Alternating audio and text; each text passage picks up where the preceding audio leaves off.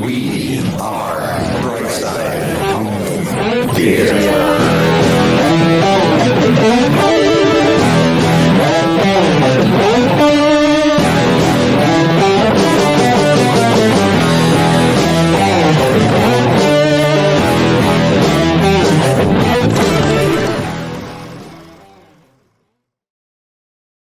Hey, home theater nerds, welcome to the Brightside Home Theater Podcast. The home theater podcast, it's all about the experiences, the sights, the sounds, the scenes.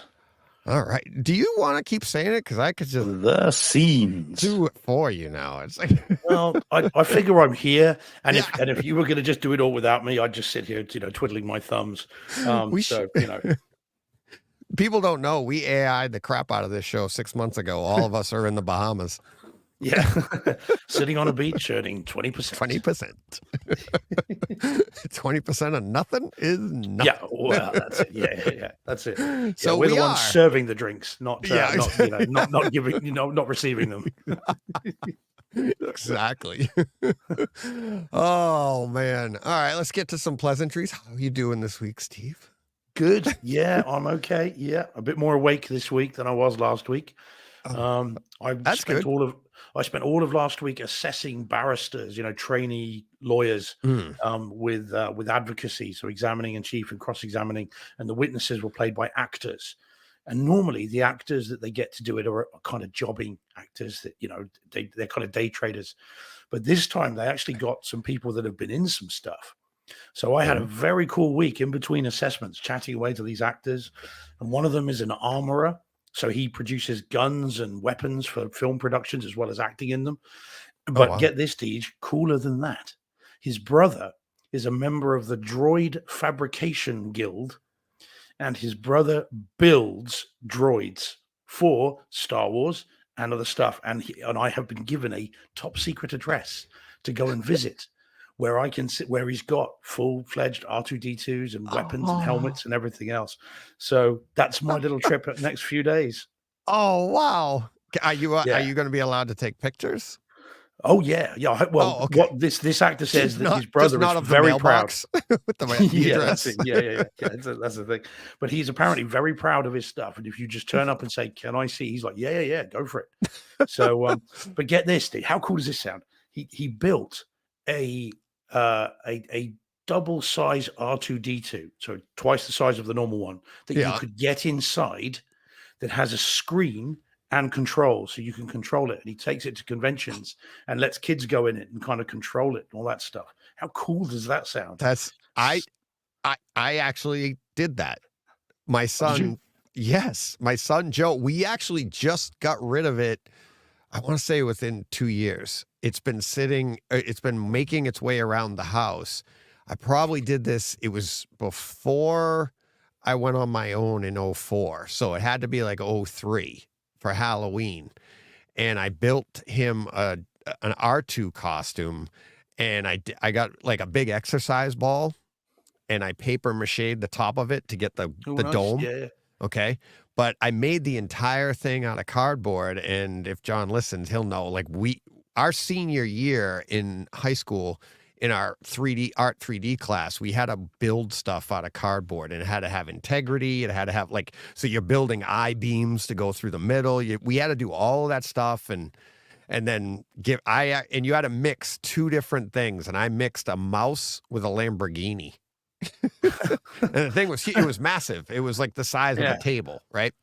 It had the gull-wing doors not gull-wing, but the scissor doors as the ears for the mouse. But anyways, for my son, I built the whole interior for him so he could walk around. And then when he went to get candy, it had a trap door on the front of it, and he put his hand out. The door opened up, that on front of R2, you see that blue square?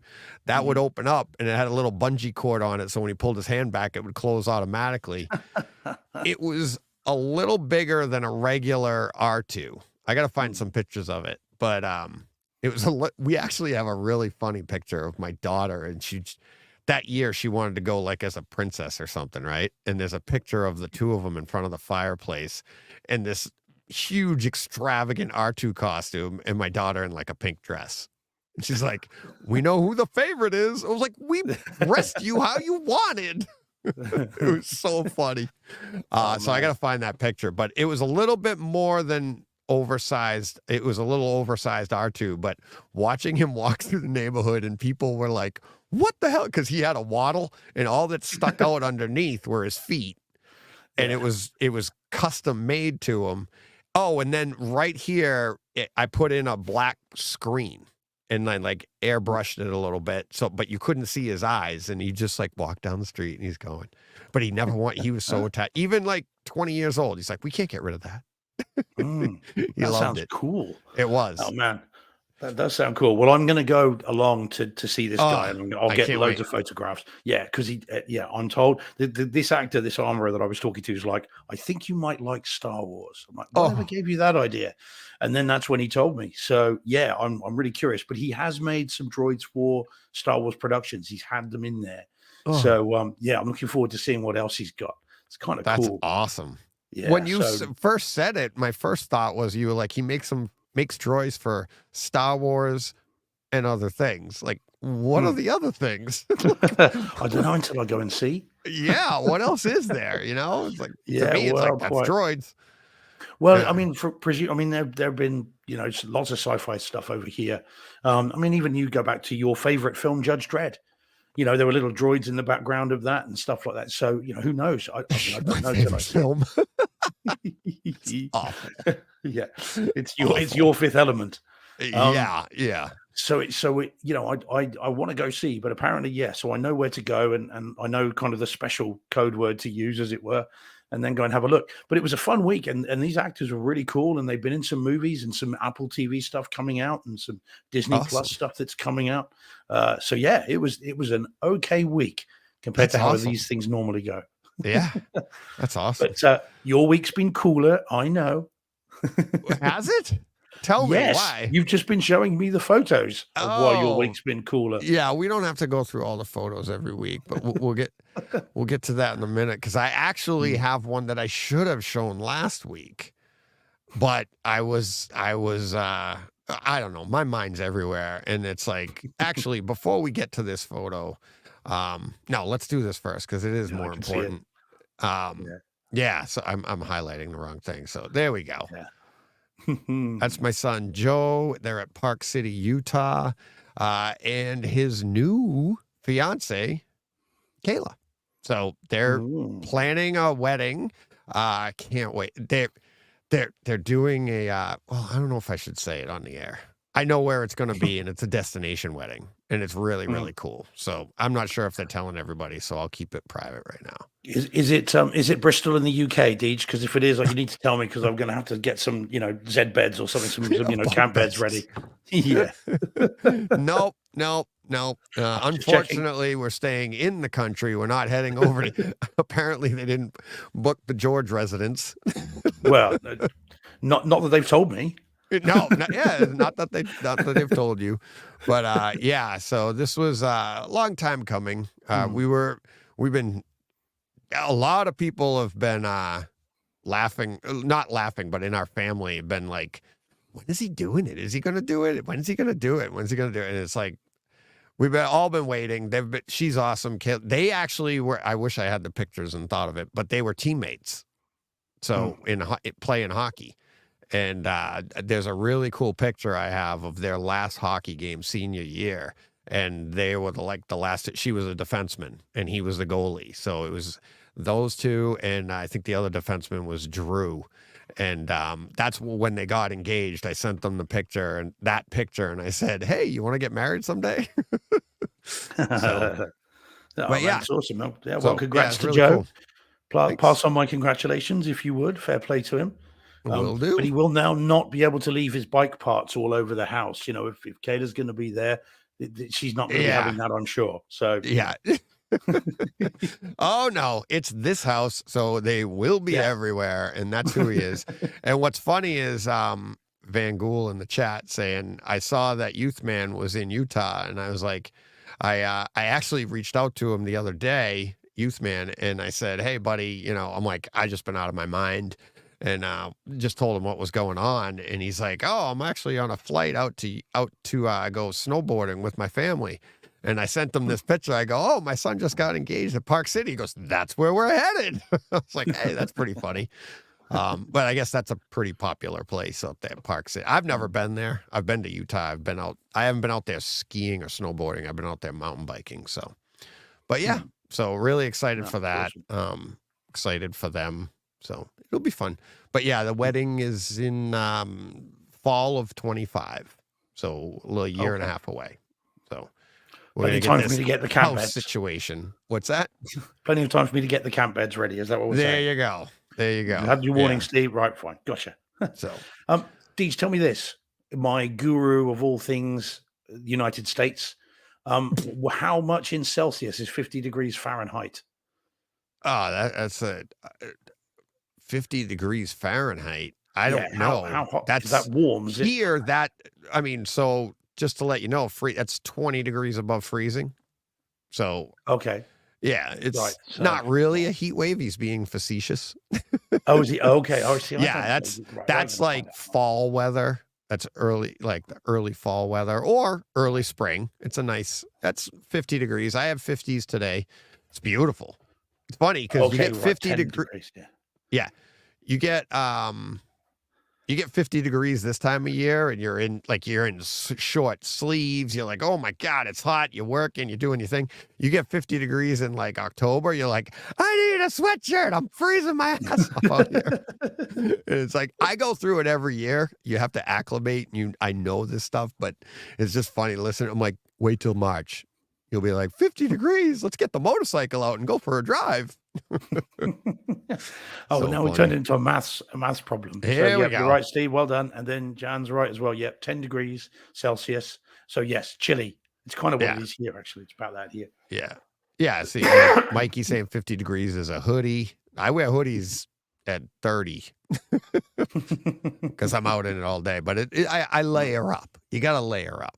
So, but yeah, so the other update, like you were saying, I just got the one picture for today, but this is the progress we're at right now. So we've got the full front on this here. I was telling you earlier, garage is on. We did that today. And then if you look down in the lower corner, right behind the logo there, that's the roof trusses. And then there's another stack of them you can kind of see over here behind the little porta potty. Those roof trusses, we'll start to put those on, I think, Thursday or Friday, whenever we get the lull, and we'll just go boom, boom, boom, boom, boom, stack them right down. And I think by the end of next week, not by Tuesday. By Tuesday, we might have a pretty good picture of a roof. But by next Friday, we should have this pretty much all roofed, like not shingled, not air, but it should be all plywooded across the top. So we're cooking. Oh, man. What are you doing about those trees, Dee? The trees either side of those tall, thin trees? I'm just fine. Sort of curious. Have they been surveyed? Have you looked at them and checked them and made sure they're not coming over anytime soon? Oh yeah. No, they're all good and they're far enough away. We got a couple out here that would be kind of close, but they're all good. Everything's good. VJ.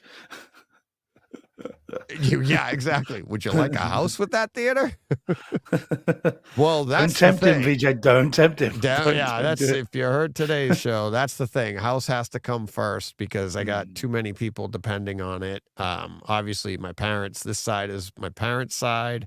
This side is my wife and I's side, and then directly under here, if you're watching on YouTube, directly under our side, that's where the theater's going. But lots going on. So we got to get this house, get them in, get people in, and a lot more people riding on it than just me and my theater. If it's directly below the living area, are you putting in a bat pole? Yeah. Just slide straight down. That would be cool. I don't know if that's up to code. No, but the stairs will lead right down to the front of it. So it is set up that way. So never too late for a bat pole. Nope. No, you could do that afterwards. Just cut a hole in the floor. I'm sure my wife would love that. You step in the front door and there's a hole in the ground and a nice pole right there. All right. Oh man. So all right. Well, I pull around get the pictures organized. What do we got going on in the chat? It looks like it's pretty Okay. active. Wow. Oh wow. Yeah, I just man. looked Yeah, up well, at. Holy let's say cow. hi to everybody. Steve Att needs to hang his head in shame because Mike Schramm beat him. Mikey Schramm beat him. Steve's Oh, normally first first one in the in. chat. Yeah, There we yeah. go. So well done, Mikey. Good man. Give us an update on the puppy, Mikey, when you can. I don't know if you've got him yet. But yeah, so Steve Att is in the chat, even if he was only second. Yeah. He was Van Gool's third. in. I was there Third. before Well, him. there you go. You what? Hello And I to just you, DJ. literally just walked in the door. Steve got to see me change out of my work clothes and put on I had something hanging here. I was like, Gotta say the pierced nipples were unnecessary, but other than that, it's fine. Too late now. Yeah, well, that's it. I got more than I bargained for. Yeah. It was a dare. So yeah, that's it. Yeah, and Jack's still in, I think, all the way down in Oz. Dom's in. Hi, Dom. Jordan's in, of course. Hi, Jordan. Brockstar's in. John's in. Paul Hurt's in. Hi, Paul. And Carl's in. Brockstar. Jan's in. Hey, buddy. VJ's in. Yeah, man, the gang's all here. Jonah Fish is in. Hi, Jonah Fish. Damn. Yeah, man, they're all there. Thanks. They are rocking. Yeah. Awesome. Saturday. Thank you, everybody. Awesome. This is fun. Saturday. Well, you get the puppy Saturday. Yeah. All right. Cool. I was like, I can't keep it. Or is that the puppy's name? I got Saturday on a Sunday. Yeah, no, Mike, we need to see pictures of that. You need to send we've seen pictures of the little fella, but we're going to see him when you've got him. That'll be great. Yeah, awesome. Mikey, send him to me privately, please, because I'm too stupid with Twitter right now. I felt so bad. Everybody's like talking about the puppy. I'm like, where is it? And it's like the Hope Theater community that I created, and I can't find the damn thing. All of a sudden, I told you that, right? Last week, I found it. Or was that in today's takeover? I don't know. But some other time. Yeah, so I'm like, I found it. I was like, oh my God, look at all these great conversations. But they got rid of there was an icon at the bottom for it, and now you actually have to back out of Twitter or X or whatever, go into your settings and then click on communities. And I'm like, why'd they make it so difficult for you to find the thing that you created? Yeah, it's crazy. It's crazy. But yeah, I had to go and do a police interview at a farm over the weekend. And they had a load of border collie puppies. I don't know if you guys border collies. They're like sheepdogs, I suppose. And they're tiny little puppies. And they'd had black and white and brown ones. They're really cute. So yeah, I get it, Mikey. Fair play. Looking forward to seeing the pictures, buddy. Very cool. Yeah. Yeah. Awesome. All right. Yeah. Talking about the chat a minute. Where is that comment gone? Oh yeah, Paul has managed to get something that would be close to John's heart. What's that? He's finally got a 4K copy of Lawrence of Arabia this week. Just need 4 hours spare to watch it. It's 4 hours well spent, Paul. Well, there is an intermission. There is. Yes. Yeah, there is. But yeah, well worth it. It's absolutely awesome, that disc. Don't know how much you paid for it, but it'd be worth every penny. Yeah. Yep. All right. You want to get to some experiences? Go on then, only because it's you. Don't tell everyone; they'll all want to do it. Yeah, for John, we miss John. And, actually, before we get to that, you mentioned it before we started. You asked if I had any chance to talk. Have you had I didn't get to say it back to you. I'm like, have you had a chance? Is there an update? How's he doing? I literally been so busy. I haven't even been able to text him or call him other than our little group chat. Yeah, well, the thing is, generally, before we started the show, John and I would then talk football. Yeah. That's soccer to you, colonials, but football to us. And John, for those that may not know, is quite a big football fan. Again, soccer. Yeah.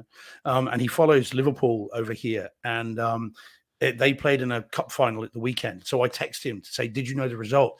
Because I nearly tweeted it out. But he was like, no, I haven't seen it yet. I'm not going to see it till later. So I've sort of stepped back a bit so we didn't kind of ruin the surprise for him. But his team won. Oh, yes. Spoilers. Hopefully he's seen it by now. Yes. Spoiler alert. An email again about spoilers now. Yes, from the Premier League.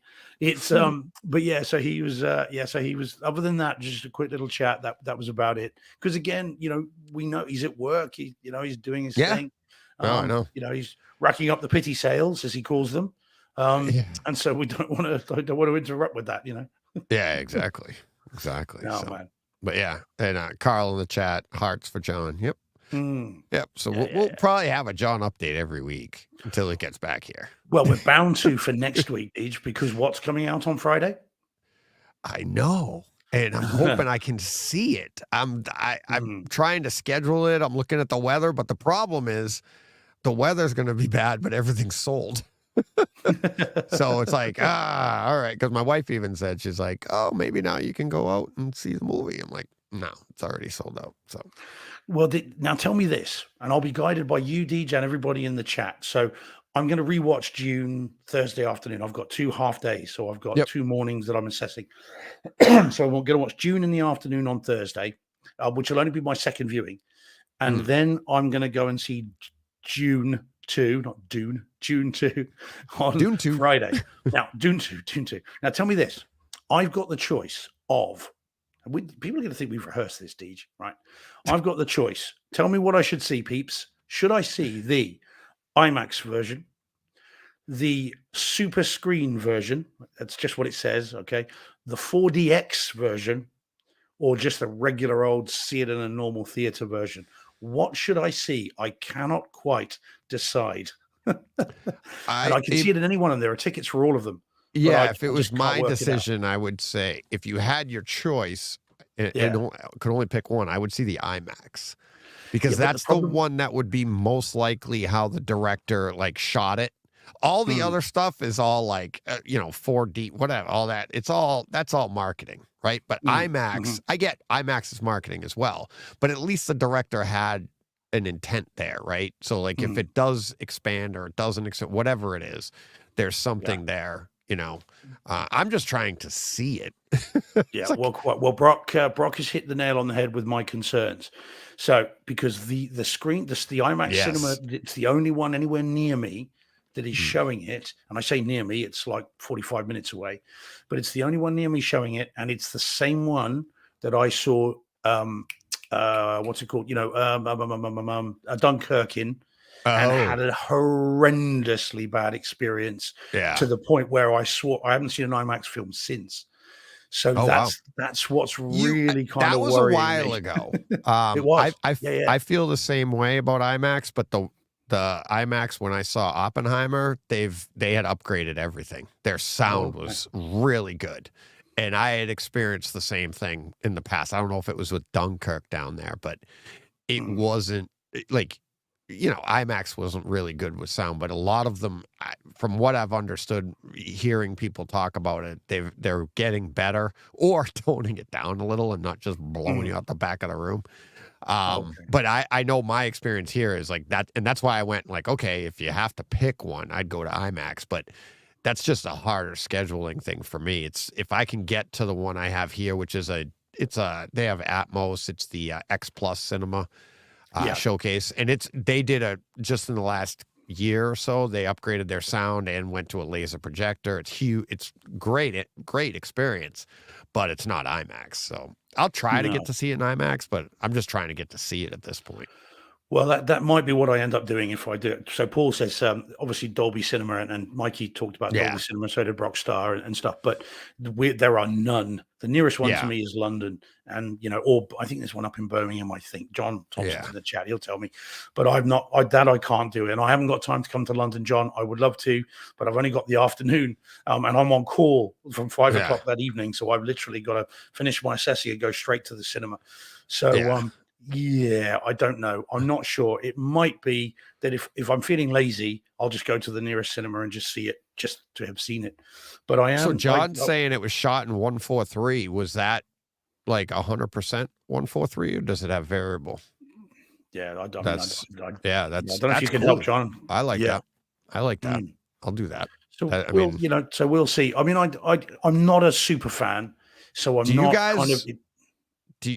I'm sorry. Do you guys remember that we didn't get to see the first one in the theaters? Didn't we? Nope. It was released on HBO Max. That was released. It wasn't because it was in the March in because of COVID, and it got to release in. I don't think we got to. I know I didn't. My son and No, I it didn't. dropped on HBO Max, and we watched it in our theater, and it was you didn't get to see it in the theaters. So this here, getting to see it before it comes home and in the theater is the first time for me for Dune.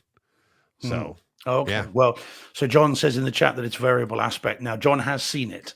I know he has because he was getting John all excited about it. Yeah, I mean, again, I'm not a super fan. I do want to see it. I mean, like I said, I've only seen June 1 once and in Cinema George, but I'll do that again on Thursday just to get my head around who everyone is again. yeah.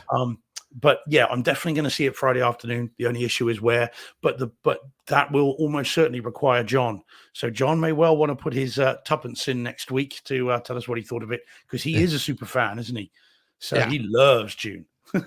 I love when I saw the first, I watched it a bunch of times at home. When the disc came out, I watched it, and Dom saying yes, he saw it in theaters in France, and maybe it was available here, because what's weird is it was the March after Dunkirk. And I had seen Dunkirk in the theaters. That came out in 2020 in September. And that was like one of the first ones to be released to the theaters. But for some reason, maybe they released it simultaneously and we all just stayed home. Because it was like, all right, I'll stay home. Yeah, I'm pretty sure it had a theatrical release here. I mean, I didn't see it in the cinema, like I said. First time I saw it in the cinema room, but I think it did. But I'd be lying if I said I could be sure. That time was saying the same thing. It was 2021, and it could have been day and date with Max and theaters. So yeah, it's. No, there crazy, we go. Well, but can't wait. The reviews are very, very good. Oh, I mean, it's going to be an experience, whatever else it may be. Absolutely. So, I can't wait. And we'll be getting it this year at home too. So here you go. This is. I mean, it's going to be fun. Yeah. So, and of course, we know that it's going to be Warner's disc. It'll be awesome. So can't wait. Yeah. Can't wait. Can't wait. All right, let's get to something we weren't able to cover last week, and we're gonna partially cover it this week. But let's hit it. Oh, there it goes. Now you're up to date, Deej. So do you want to go first? Well, no, because I don't honestly. They're all blending together. Let's just stay with how you feel, like, because we're not going to give spoilers. I would say we're talking Masters of the Air, Apple TV Plus, Dolby Atmos, Dolby Vision, all of that. Pretty much right back to where I felt before. It's like you got to boost this to +8. I was doing +8, +10. What was funny is, like you said, like, you forgot this week, and that's why you didn't get the last one in. I was so busy. I was like, oh, what? I knew I was missing something last week. And I'm like, what am I in? And I sit down and I'm like, oh, there it is in the graphics, because I had this graphic left over. I was like, I knew I forgot it.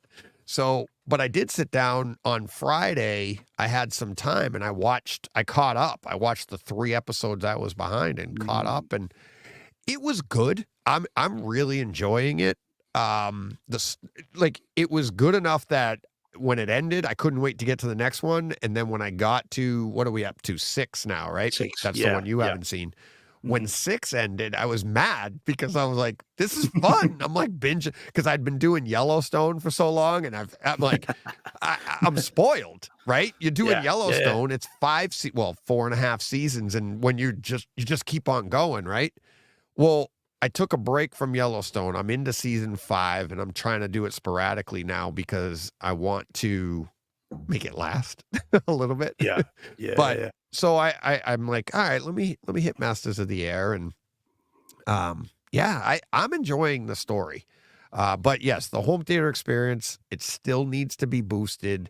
The picture is good. But as it's everything we've said before. It's, it's little lacking in the home theater experience, but it's still a really good experience. And I am enjoying the story. How about you so far? Yeah, I mean, I'm all in on the story, really enjoying, and I like the way the story is evolving. It's not just a kind of a daring do in the air kind of story. It's it's the heroes against the bad guys, and that's I like how it's evolving into something different. It's just as interesting on the ground as it is in the air. And Oh it yeah. must have been tempting for them to have just cipher characters on the ground. Doesn't matter whoever, really what Yeah. we want to be is up in the air. But actually, because they take the time on the ground, you then care what happens in the air. I'm a poet and I don't know it. There you go, rhyming.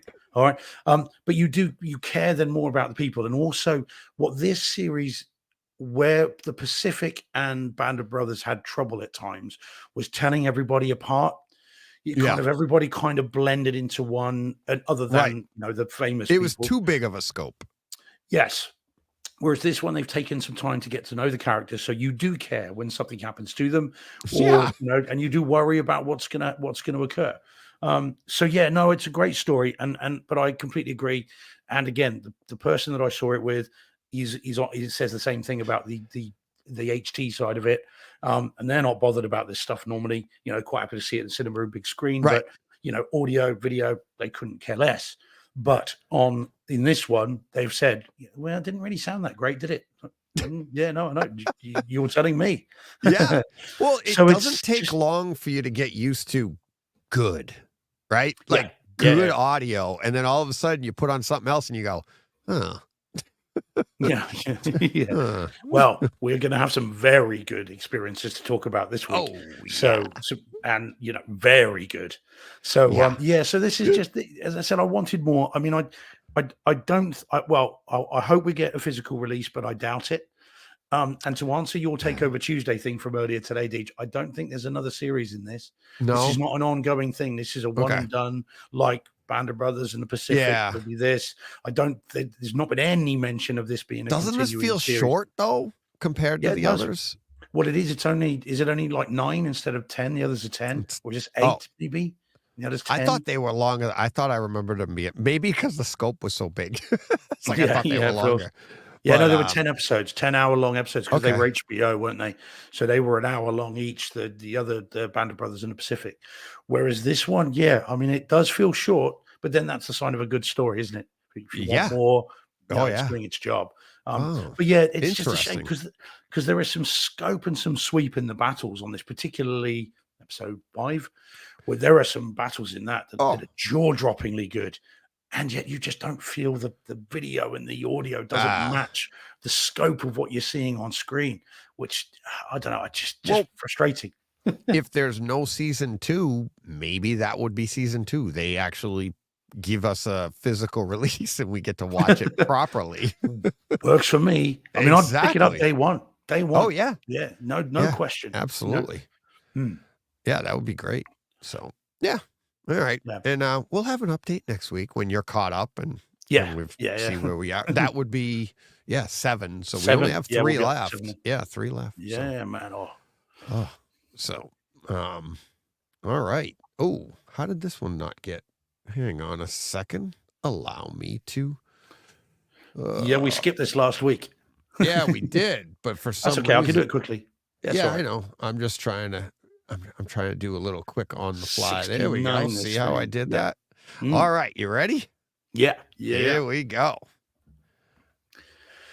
So this is one I only realized after last week that we'd skipped after we'd finished the show, which is unfair to it because it's better than that. So this is Alligator on 4K UHD disc and DTS HD stereo. Now, have you ever seen this film, Deej? No, I've No. never seen this one. I hadn't either. And Really? I think, I'd heard of it, but I'd never seen it. And bearing in mind, the large alligator trope is well worn. I mean, there are great examples. Things like Lake Placid is fantastic. Rogue, if you haven't seen it, is very, very good indeed as well. It's an Aussie film. But then you get rubbish ones like Primeval and things like that, which aren't that great. But this was one that I'd heard of and never seen. So to see it in 4K for the very first time in Cinema Georgia, yep, that's the one, yep, with Robert Forster, was a very fun treat. And especially for someone like me who is a creature feature nut. And this is Jaws on land. There's no attempt to hide I've heard that. that. That's clearly what this is. And it was very much intended that way. And it's a lot of fun. The story's fun. The effects are pretty good, bearing in mind how old it is. It's like 80, 81, I think. And the effects are quite good because obviously they weren't using CG, so you get kind of you get large kind of papier mâché things doing that, and some not terribly well advised miniature work with a normal size alligator, which kind of looks a bit silly. It doesn't, the force perspective doesn't quite work, but it's still fun. So I really enjoyed it. I thought it was great. And then you get it looks great for a movie on a shoestring budget. That still actually gives quite a decent impression as to how detailed it is. Yeah. When you look at the details on that illustration of that, for those watching on YouTube, there's a picture up of the menu, and you've got an illustration of an alligator, I believe. And it gives a good idea of the detail that's on show. It's colorful as anything. The audio works all right. There's quite a few sequences in the sewer, so the upmixing, the Neural X upmixing sort of plays quite well with that. And I enjoyed it. Yeah, more than I thought I would. Having said that, it comes with Alligator 2 as well. Now, Alligator 2 is on Blu-ray, bizarrely.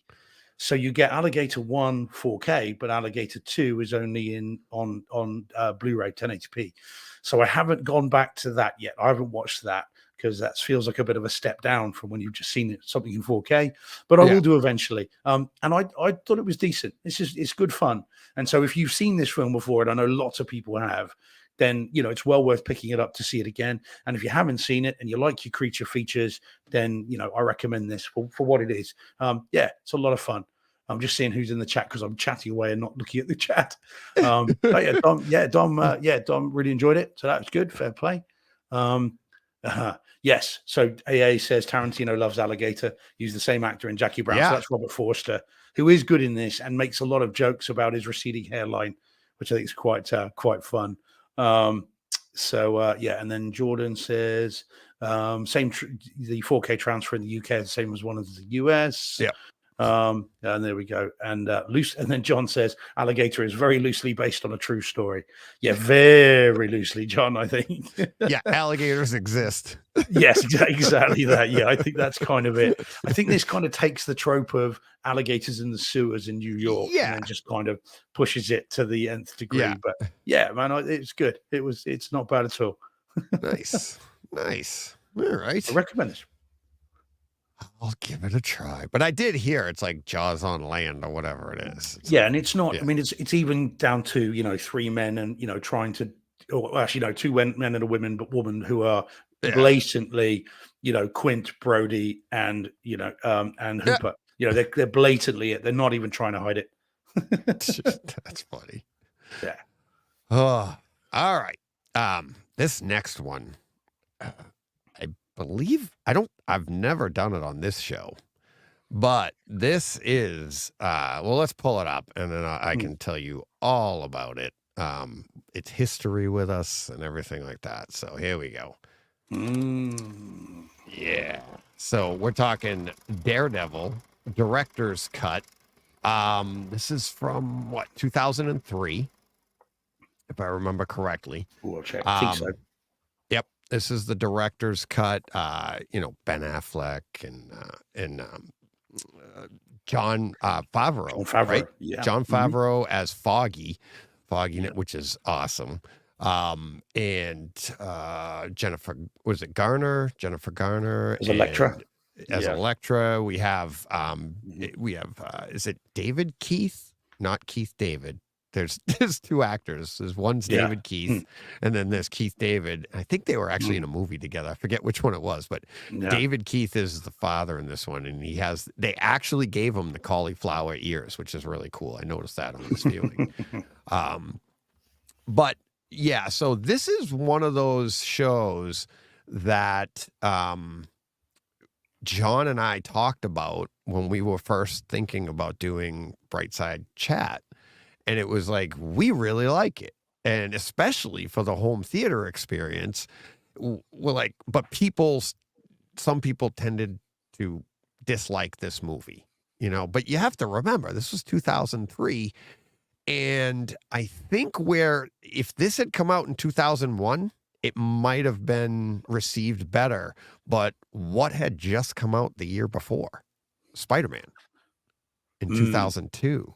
So we had the Tobey Maguire Spider-Man movie that just like rocked everybody's world. And we were like, that was the first real Spider-Man movie we had that didn't have like fake eyes or something silly. It was like rope for webs. yeah, exactly. No, they just made it come out of his wrists. That didn't make sense. But this movie here, and it's like, oh, I loved it then. I loved it on DVD. I loved it on Blu-ray. I mean, the home theater experience for this movie. And then I was listening to hashtag Dork last week, and they did like the top five worst comic book movies. So I'm like, I don't know why they didn't just go to bottom 5 worst comic book movies. They went top Best 5 worst films. Yeah, top 5. These are the top worst. Okay, but yeah, not the bottom 5, just the top worst. Okay, but they did, in their conversation, they had mentioned this one, and then they said they liked it. And they're like, I actually liked it.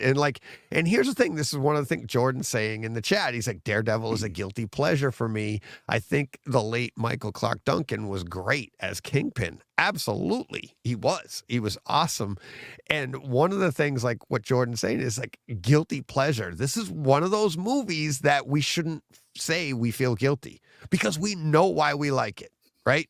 I mean, is the story perfect? No. I'll get to the home theater part, the picture and everything like that in a second. But the sound on this, as a home theater fan, it totally enhances what was already, I thought, especially the director's cut, a decent comic book movie, you know? So you must have seen this many times, Steve. Oh gosh, yeah. And I mean, I think it's worth, before we talk about the HD experience, Dom hits the nail right on the head here. This is one of those films that can only be seen in the director's cut. The theatrical one is all over the shop, whereas the director's cut gives it a story that actually has some sort of oomph to it. Yeah, more depth. Yeah. I like this film. I was always a bit of a fan of it. I don't love it, but I do really like it. And I like kind of some of the tricks they played with this in the when there's one of the fights in the bars and the camera moves over and flips upside down as he does. So it was quite a clever little camera trick. But yeah, no, it's good. It is good fun. And Colin Farrell's very good in it as Bullseye as well. And his little, he was quite fun with his forehead. It's like it's a lot of fun. I mean, I can say I love it. I absolutely, and it's not, I don't feel guilty about it. The home theater experience, I think it takes it to another level, because it's about sound. This is one of those things that the whole movie is about the sounds and him listening and seeing with his ears, and no spoilers if you haven't seen it, but I mean, he uses vibrations and it's awesome. And this is what, 20 years before Morbius, which pretty much did the same thing. He was using the sound in New York City, and I loved that movie too. But this here is just, I mean, and then you had the relationship between Matt Murdock and Foggy Nelson, which, Ben Affleck and Jon Favreau. That rapport we see in Iron Man. He goes to being happy. He plays happy in Iron Man, and it's like, it's just,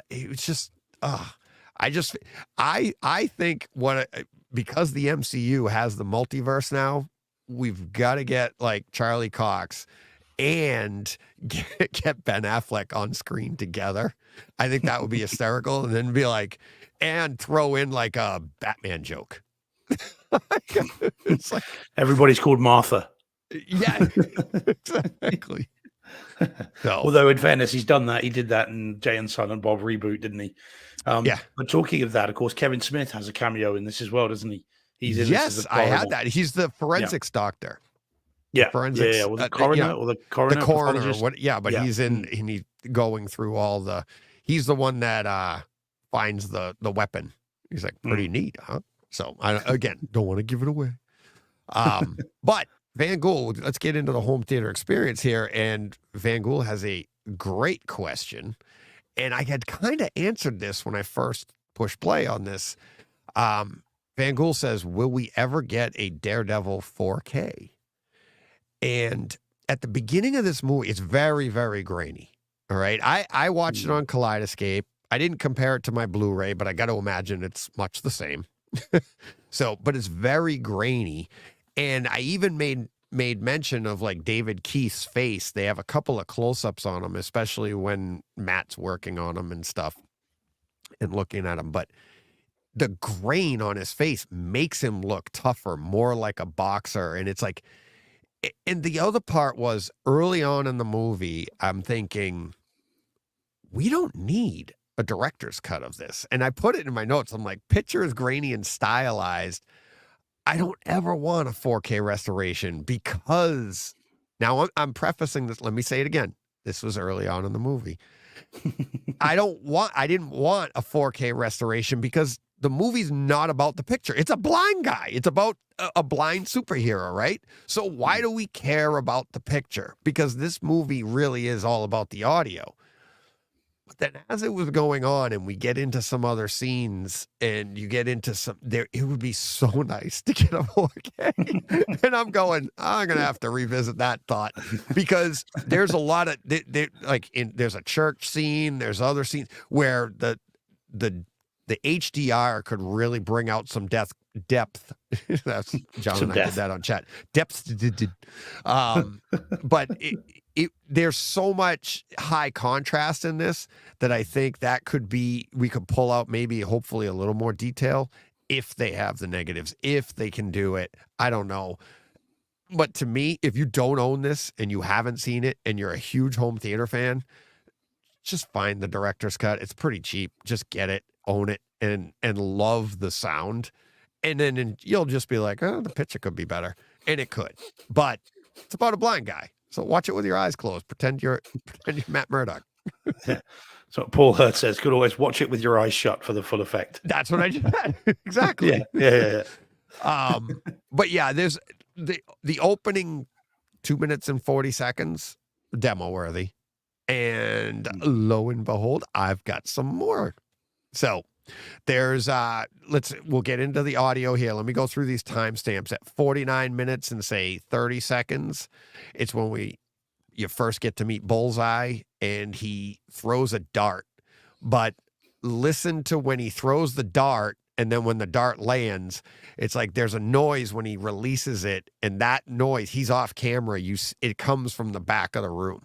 And you hear, and then the dart hits at the front of the room. So you hear the release behind you, and then it goes to the front of the room. That was really cool. I don't remember what that one was. Oh, this one here. This is a battle in the street. It's at like 1 hour, 18 minutes. And Daredevil's on a motorcycle. Not Daredevil, I'm sorry. Bullseye is on a motorcycle, and the zooming, you can hear him coming from behind. The nice pans on that one. But my absolute favorite is this one here, and it's my wife after the movie, and I've been listening to these songs ever since. But at 1 hour, 35 minutes and say 30 seconds, or say 1 hour, 35 minutes, and it's Jennifer Garner as Elektra, and it's the scene when she's hitting the bags, and they're all like, and they're like the size of a head, and she's using her size and she's practicing, and it's Evanescence, and it is absolutely amazing. And it's the name of the song is Bring Me to Life, which is amazing.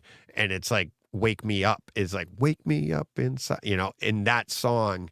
But then that whole entire thing, and this is where if Rich is listening, they hated Elektra, and that's why they talked about it. And I don't love Elektra like I like this, but I love that they went full circle, because the idea of Elektra is that she is immortal. That's one of her powers. And that was the giveaway in this movie, is that they used the song My Immortal was another song. And then this one is Bring Me to Life while she's practicing. But at the same time in the movie, this is the first time you get to see her as Elektra as she's practicing, almost like she hasn't been Elektra in a while. And it's like, wake me up inside. And the music and the sound and like her hitting the bags and throwing the size, it's an absolute amazing scene. And then go and see Elektra and you're like, yeah, I want more of that. And you're like, it's not so good. but I still love it. I love that they made it. I love that they did it. I own it, and I will own it. And I was gonna watch it for this week, but I didn't get the time. But I See, I've can't never argue seen with Elektra. #dork. I think they had it at the number 3 worst, or maybe I forget where it was, but it was definitely in their What top was their 5 of the worst? bottom. What was their worst out of interest? Oh crap, I forget. It Like was Batman one and that Robin, I can't Catwoman? argue with any of them. But I loved them all, and I said that. I tweeted at them. I'm like, can't argue with you, but I love them all because a bad comic book movie is still a good comic book movie to me. Yeah, well, Um, They didn't. I think Fantastic Judge Dredd Four. was an honorable mention. What's that? Fantastic Four, the newish one, 2015 one. No. I'd have to go back and I can't remember Yeah. what it was. I can't remember what it was. Ah. Oh, shit. You're putting me on the spot. Sorry. You're lucky I'm remembering these.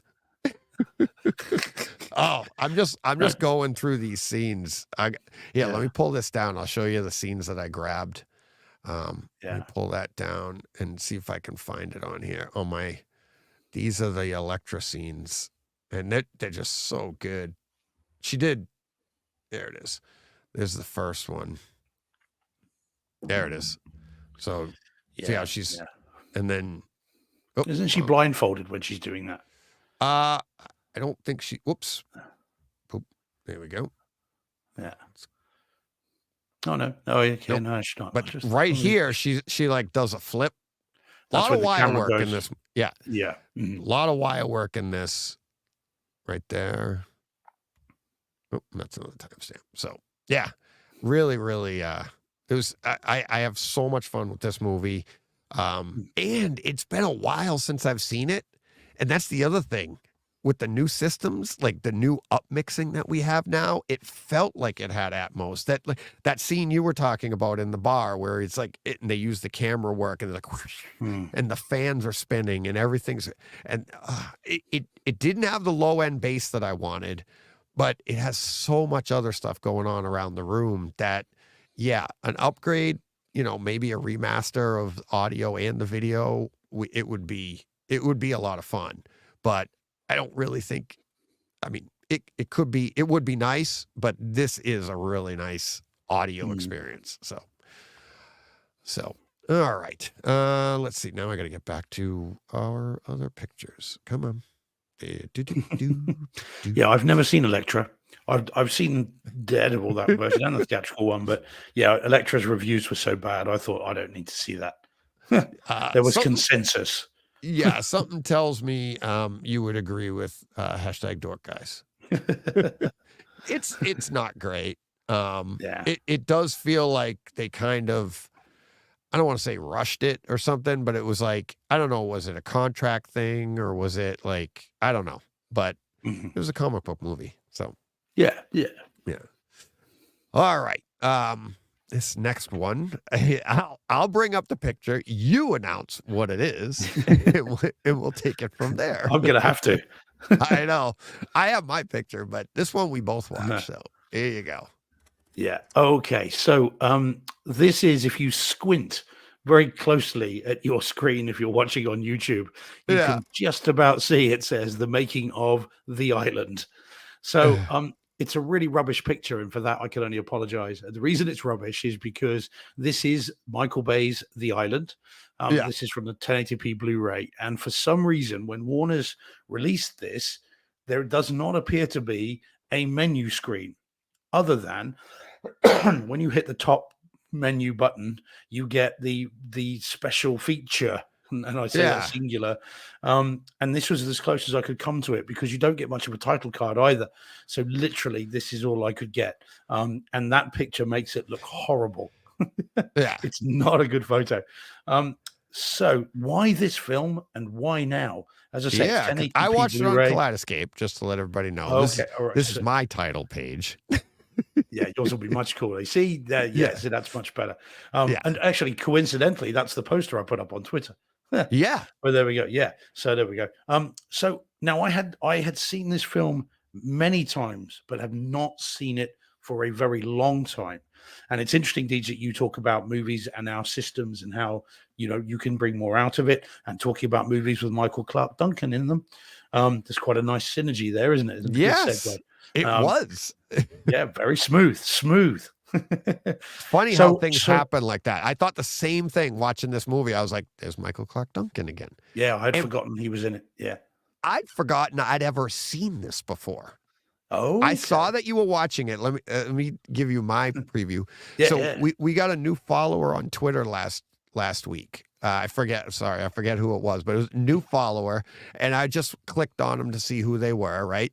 And they had a picture up. They had a meme of, like, they say if you're afraid of spiders, you're bound to find a spider in your bedroom. And then and it's a picture of, like, Scarlett Johansson. It says at the bottom of the picture, it says, "So I'm telling everybody I'm afraid of Scarlett Johansson." Like, waiting for you're bound to show up in your bedroom. So I was like, I see that, and then right after I see that, I'm scrolling through and I see your tweet that you'd watched it. I was like, well, I gotta watch it now. I love Scarlett Johansson. So I'm like, I told my wife, I was like, "Do you want to watch it with me?" And she goes, "What is it?" I go, "I don't know. I don't think I've ever seen it." And then I watched it, and I'm like, the whole way through, I was like, "Yep, I know." We watched this as a family a long time ago with the kids. This was one of our Sunday night viewings. So go ahead. I haven't seen it since then and forgot I had ever seen it. Oh man, well I'd seen it a number of times. I saw it in the cinema, and then I saw it. I watched the Blu-ray when I got it now, and I'd seen the same disc, but I had never seen it in Cinema George, so not with the new cinema room, right? Newish, and I had not seen it for a long time. And the reason that I did was similar to you. Someone on Twitter put up a picture of it or something like that, and whether it's an anniversary or it's just something had just shaken loose and they decided to tweet about it, I don't know. But having done that, despite the fact to my left here I've got a pile of 4K discs that I haven't seen, but for some reason some part of me was like, do you know what, I'm going to watch this now. I'm just going to give this a go. So I put it on. Now this is 1080p but Dolby Digital. So 5.1 Dolby Digital. Now, that's what was interesting as well, because I was thinking to myself, is this going to be crap? Is it going to be awful and unlistenable? Or will Dolby Surround give this a kick? Because it does upmix Dolby Surround, because I didn't know if Dolby Digital would do that. I had no idea, but it does. Yeah. So I watched it. So the film still holds up. I mean, I'm with Jordan on this one.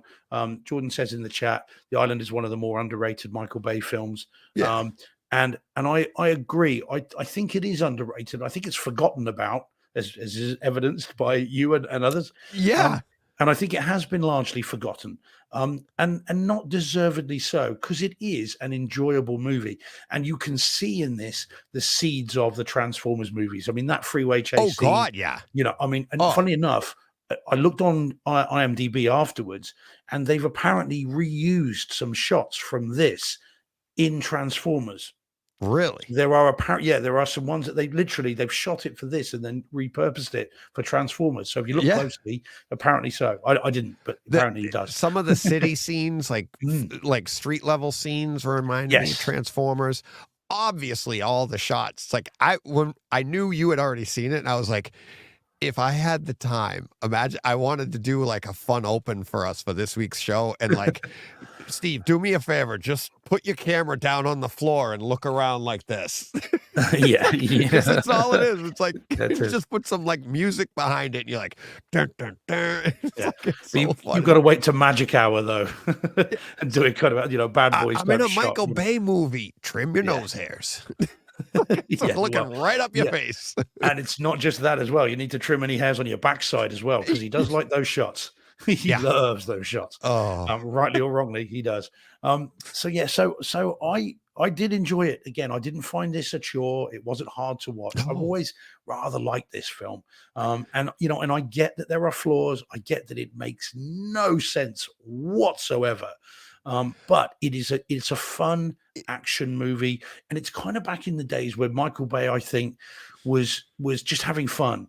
You've got Armageddon, you've got The Rock, you've got Bad Boys 1 and 2, and I think this is another one of those where he just kind of cut loose and had fun with it. And you can also see some ambulance shots in this as well. The swooping shots through the streets. Come back in ambulance. There's that word again. Sorry, Steve. Yeah, the island go on. This is Joe Weirs. The Island is like my favorite guilty pleasure. Don't feel guilty. You're allowed to like it. Yeah. I think this is. Yeah, I wouldn't call this a. Uh-oh. Uh-oh. Joe. Well, see, now Yeah, he hey. feels guilty because he's going against you. But that I can see why you feel guilty. Joe, I was with you on the. It's not a guilty pleasure, but you and Yeah. I part ways at the Fifth Element, buddy. And if you're in any doubt, just look over both DJ and I's shoulders. I know. Because there's proof. Yeah, Oh, yeah. There's other proof, way, that there's way. proof. Yeah. Yeah. So I enjoyed the movie again. I've always liked it, and I liked it this time as well. Again, doesn't make a lick of sense, but it is a fun film. So, in terms of the HT experience, video wise, is at times it's lovely, but at other times it's a lot of softness, a lot of soft, soft images. Did you see that, like, Scarlett Johansson's face in a lot of scenes? It was blurred right here. It's like, it was almost like, I'm wondering if she had an issue on some shots, so they just blurred it. Like maybe she had like a scar or a cut or something. And there were quite a few. And you know what it reminded me of? It reminded me of like what was going on with like True Lies and The Abyss. Not so much The Abyss, True Lies and Aliens, and how like their faces were just like too soft, but then there was tons of detail in the wrinkles, but it was just on one side of Scarlett Johansson's face, and I was like, most of the time, I want to say 80% of the time, you saw that blur, but then there were other like 20% of the time everything was fine. So I'm wondering if there was something going on there. Well, I think I get the way I interpreted it, and I did notice that, but I noticed a number of close-ups where on one shot it would be really, really sharp, and then the next shot or a couple of scenes later it would be very soft.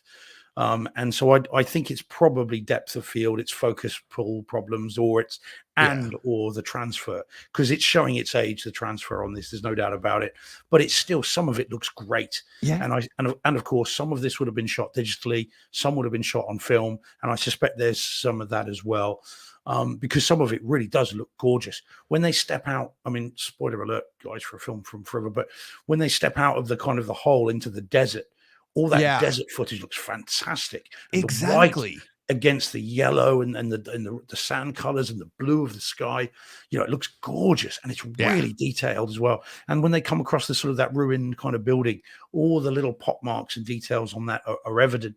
So that looks great. But then they'll cut to a close up, and suddenly it's soft and it's blurry and it's kind of weird. Yeah. So, but it's still colorful. It looks, it's watchable. At no point do you think, oh, that's colorful and white. Yeah, well, it why is. White? Quite, always white. Yeah. I mean, at times it wonders if it's kind of washing detergent commercial. It's look, you get brighter whites with Daz. I love it. Like, I'm missing a left shoe. It's great. Awesome. Who puts the shoes there? Who Although I'm not sure they want the characters asking too many questions, because the audience will start asking that. And that won't go too well.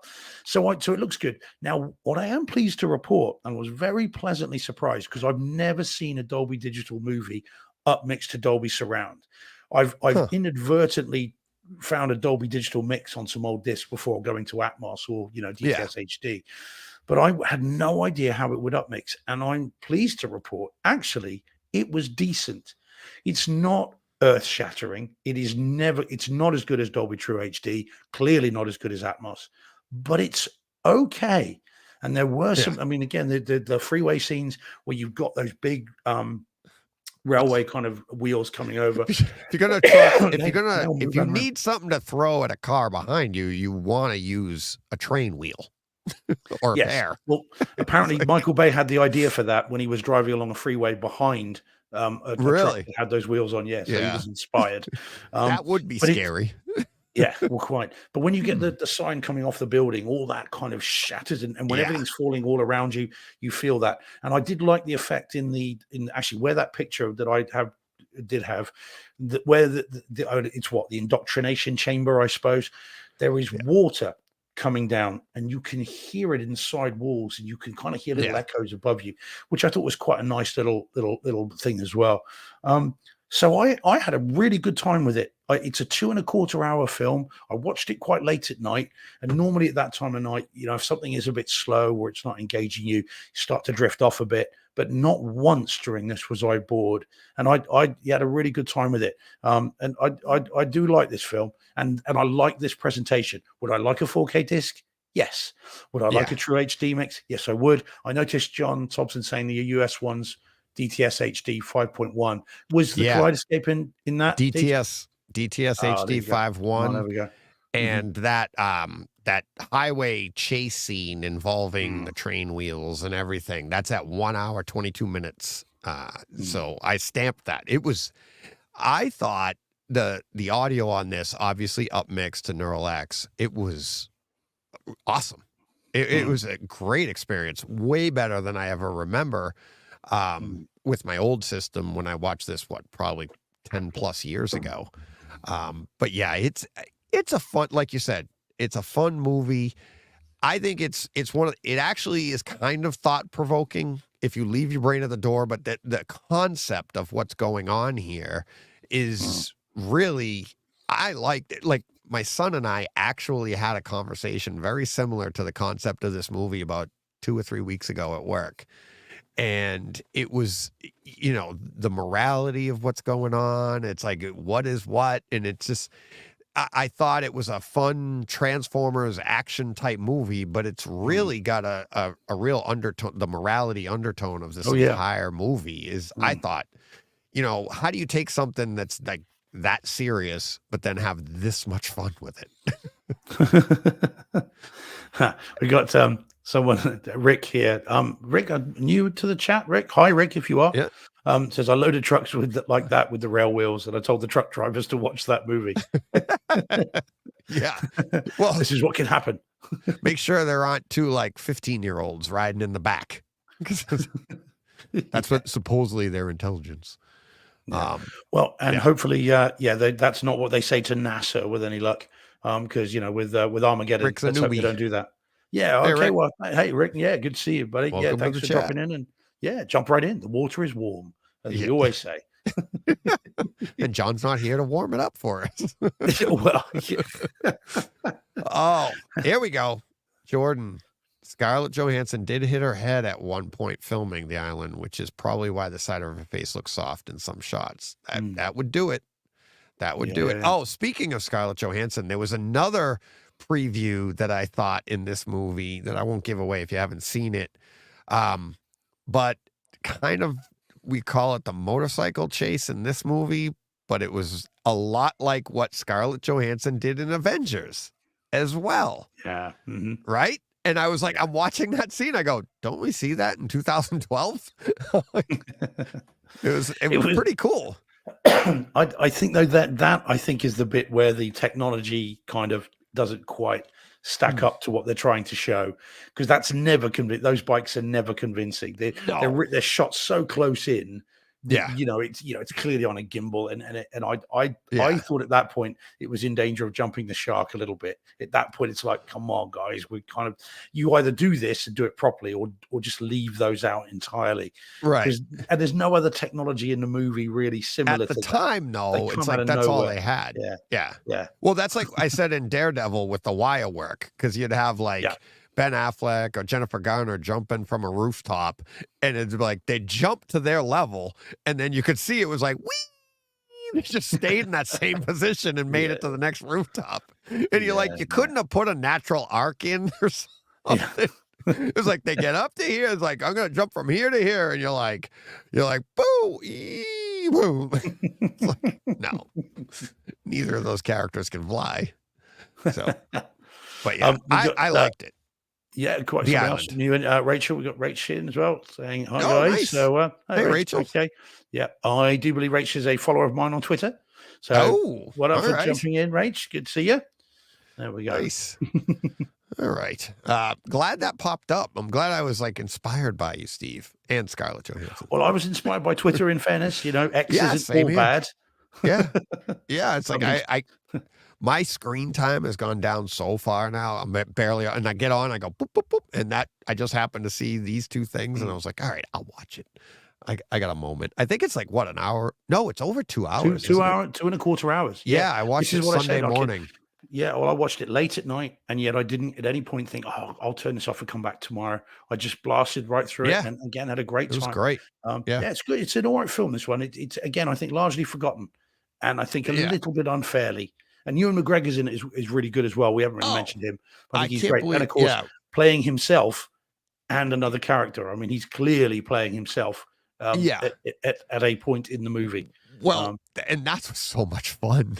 hmm. It's like, and we didn't even say that, but it's like his character, him playing him, and then even utilizing accents and stuff. It was so much fun. It's so much Yeah, fun. well, But yeah, the pictures in the house are real pictures of him. They are his real yeah, family photos and pictures. And of course, if you've seen The Long Way Up or The Long Way Round, the yeah, bike yeah. Yep. documentaries, then you recognize those photos. You're like, oh, okay, yeah, yeah, you know. Yeah. So Yeah, it's a very cool he little is thing.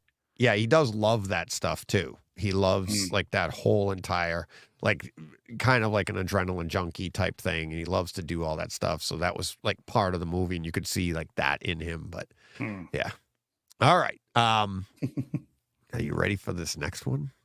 I can't wait to hear Oh your yes, thoughts yes. and on the experience, on the movie. I know Todd is waiting with bated breath.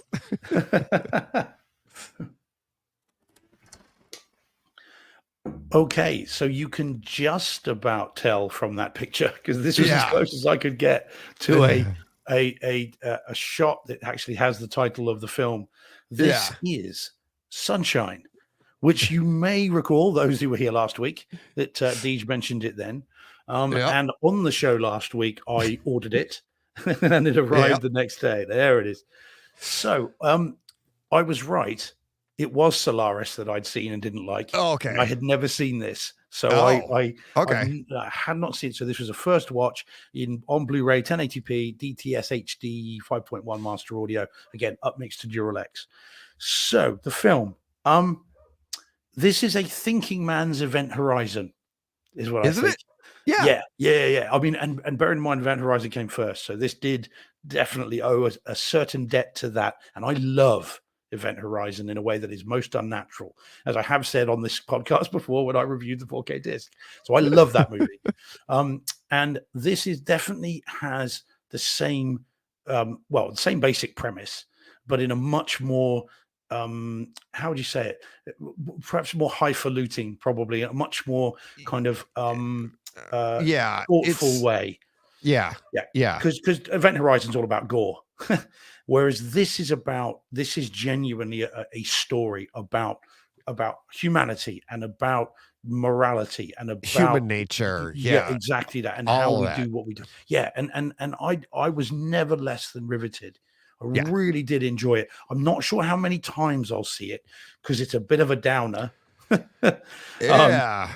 But I did enjoy it, and in terms of I was never less than entertained. So I'm so glad, Deej, and thanks to Todd because he recommended it to you. Well, commanded you to watch it from his tweet, wasn't it? Exactly. So he commanded you. You mentioned it to me, and then I saw it because otherwise I would have never seen this movie, Yeah. thinking it was the movie I saw at the cinema that I didn't like. But in fact, as I said, that was Solaris.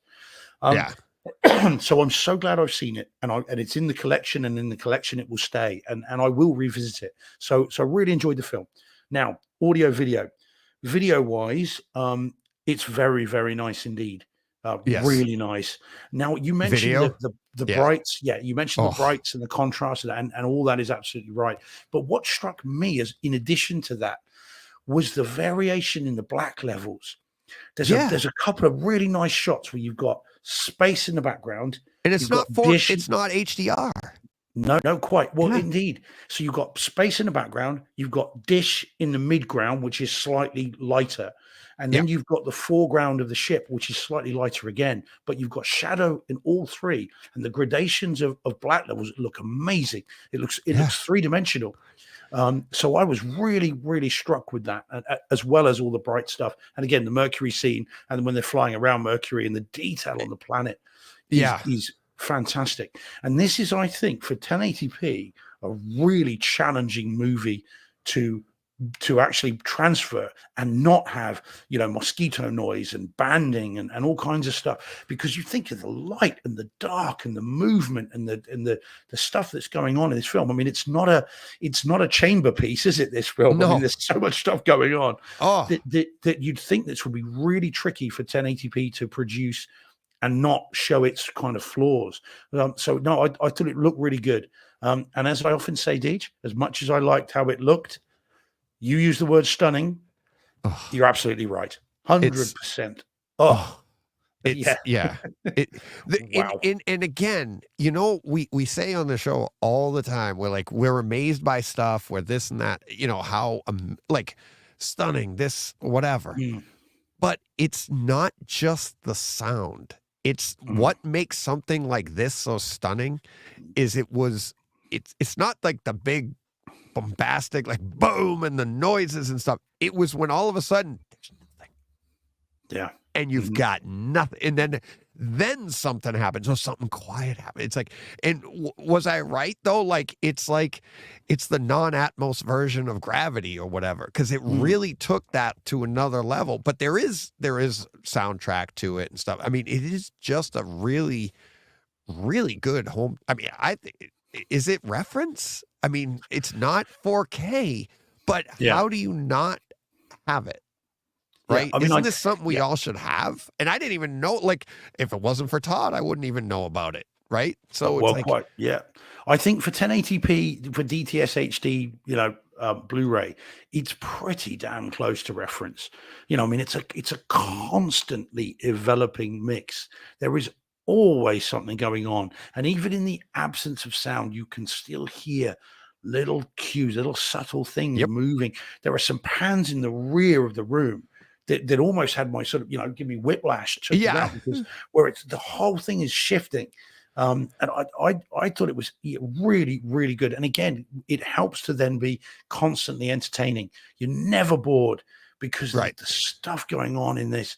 I was really, really impressed with this. And I'm so glad you recommended it, Todd recommended it, that I'm so glad I found my way back to this movie, because otherwise I would have never seen it again, never given it a try. But actually, Yeah. it was really good. And as I said, I'm not sure how often I'll see it, because I think it is a downer. It's one of those movies where kind of you've got to really be in the mood. But Yeah. it's a great film. It was really I good. think at the very least, it's an example of one of the things I talk about a lot, is that you don't need Atmos, you don't Mm, need 4K, you don't to have a great experience. And mm, could it be slightly better? Yeah, but if you want to impress somebody with some scenes, or you want to sit down with somebody and have a great home theater experience, and then a really fun discussion, you make a night of it. I mean, it's a great movie. I just think, I mm. mean, it's not Ishtar, but it's a great movie. Yes, yeah. I'm not sure it's a popcorn movie. I don't think I'd want people No. munching popcorn while you're watching this. You just kind of want to just let this just wash Focus. over you. And Yeah. like I said, even that scene with the watch, right? And the conversation that was going on, they're watching, they're viewing Mercury, which is in the idea of a watch with the second hand, all of this stuff, time, it's all based on us. And this is, I mean, there's so much depth to this movie that you'd be like, so good. It's So good. really, really good. Yeah, it's great. It's directed by Danny Boyle and written by Alex Garland. And we've got another Alex Garland film coming up in a minute. Ooh. So, yeah, really good. Really, really good. Yeah, there's all We'll kind be of back synergy this after week. these Deej. messages. Yeah. That's it. Yeah. We got another one coming up in a minute. Coming right up. We're going to Palmolive or something. An old commercial. Yeah. That's so The awful. Brightside Home Theater is sponsored by Marlboro. Yeah. Yeah. Oh, It's like, that'd be like us. We finally go to sponsors and it's like, Yeah. like soap. yeah, So, that's it, yeah. Asbestos. vacuum cleaners. Special. Where do you get your bulkhead for your house? Like, Yeah. what? It's like, I didn't even know people sold those. Yeah. How many do you smoke a day? Well, I do about 60. Just Oh. Paul just says in the chat, said this is going on the list. Not sure why I don't have it. Well, Paul, as I said, I Yeah. didn't. I ordered it during the show last week. It's $7.99, Paul. So on Amazon, Yeah. can't go wrong, mate. And yeah, but the next day, and you'll be glad you saw it. And as a sound man, Paul, and I know you are, this is one of those mixes that you'll be constantly thinking, how did they do that? So yeah, it is really good. It is, and it genuinely, Dee said the word is stunning, and I have to agree with that. It's really good. So yeah, recommended, Paul. Get it. While it's hot. And Steve in the chat was Sunshine is on my watch list. Spoilers, not an issue for me. Oh, okay. Well, in that case, at the end, I honestly don't think we could spoil this movie. I mean, it would take too long to explain the movie and how it ended and be like, well, that's true. a whole show in itself. You really can't spoil it. Yeah.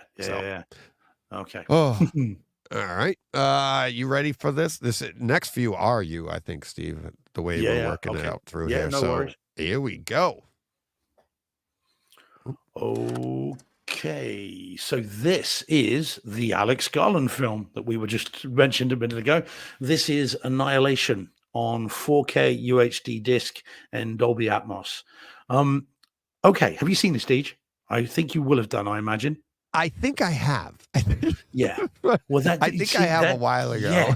Yeah. Well, the reason I think you have is because this one, well, this is a funny film, this one, because this one came out on Netflix in 2018. I want to say, I might be wrong about that, but around about that time. And there was quite a big hoopla about it because it was a new Alex Garland movie debuting on Netflix, from what I remember. And I could remember seeing it then. And when I first saw it, I was a bit underwhelmed by it because I thought it got very weird at the end, and I wasn't, I don't think, in the mood for that or ready for it, and I didn't like it very much. And so I haven't seen it since, until this week, when I think it was Jordan Carpenter. I might be wrong, Jordan, and forgive me if I am, but I think it was Jordan, mentioned Annihilation on Twitter. And I've not had the 4K disc. This is one that I just didn't bother to get. And it got my mind working, and it works occasionally. And so when my mind was ticking over, and I thought, you know what, I'm going to order that just to give it another go. And if I'm going to see it on anything, 4K disc, let me get that. Now, it wasn't cheap. It was £20, so probably $23, $24. Yeah. And for a film from 2018, that's outrageous. But, me being me, I got it anyway, because once my mind is ticking over, nothing's going to stop me. So I ordered it, and I watched it day before yesterday, I think it was.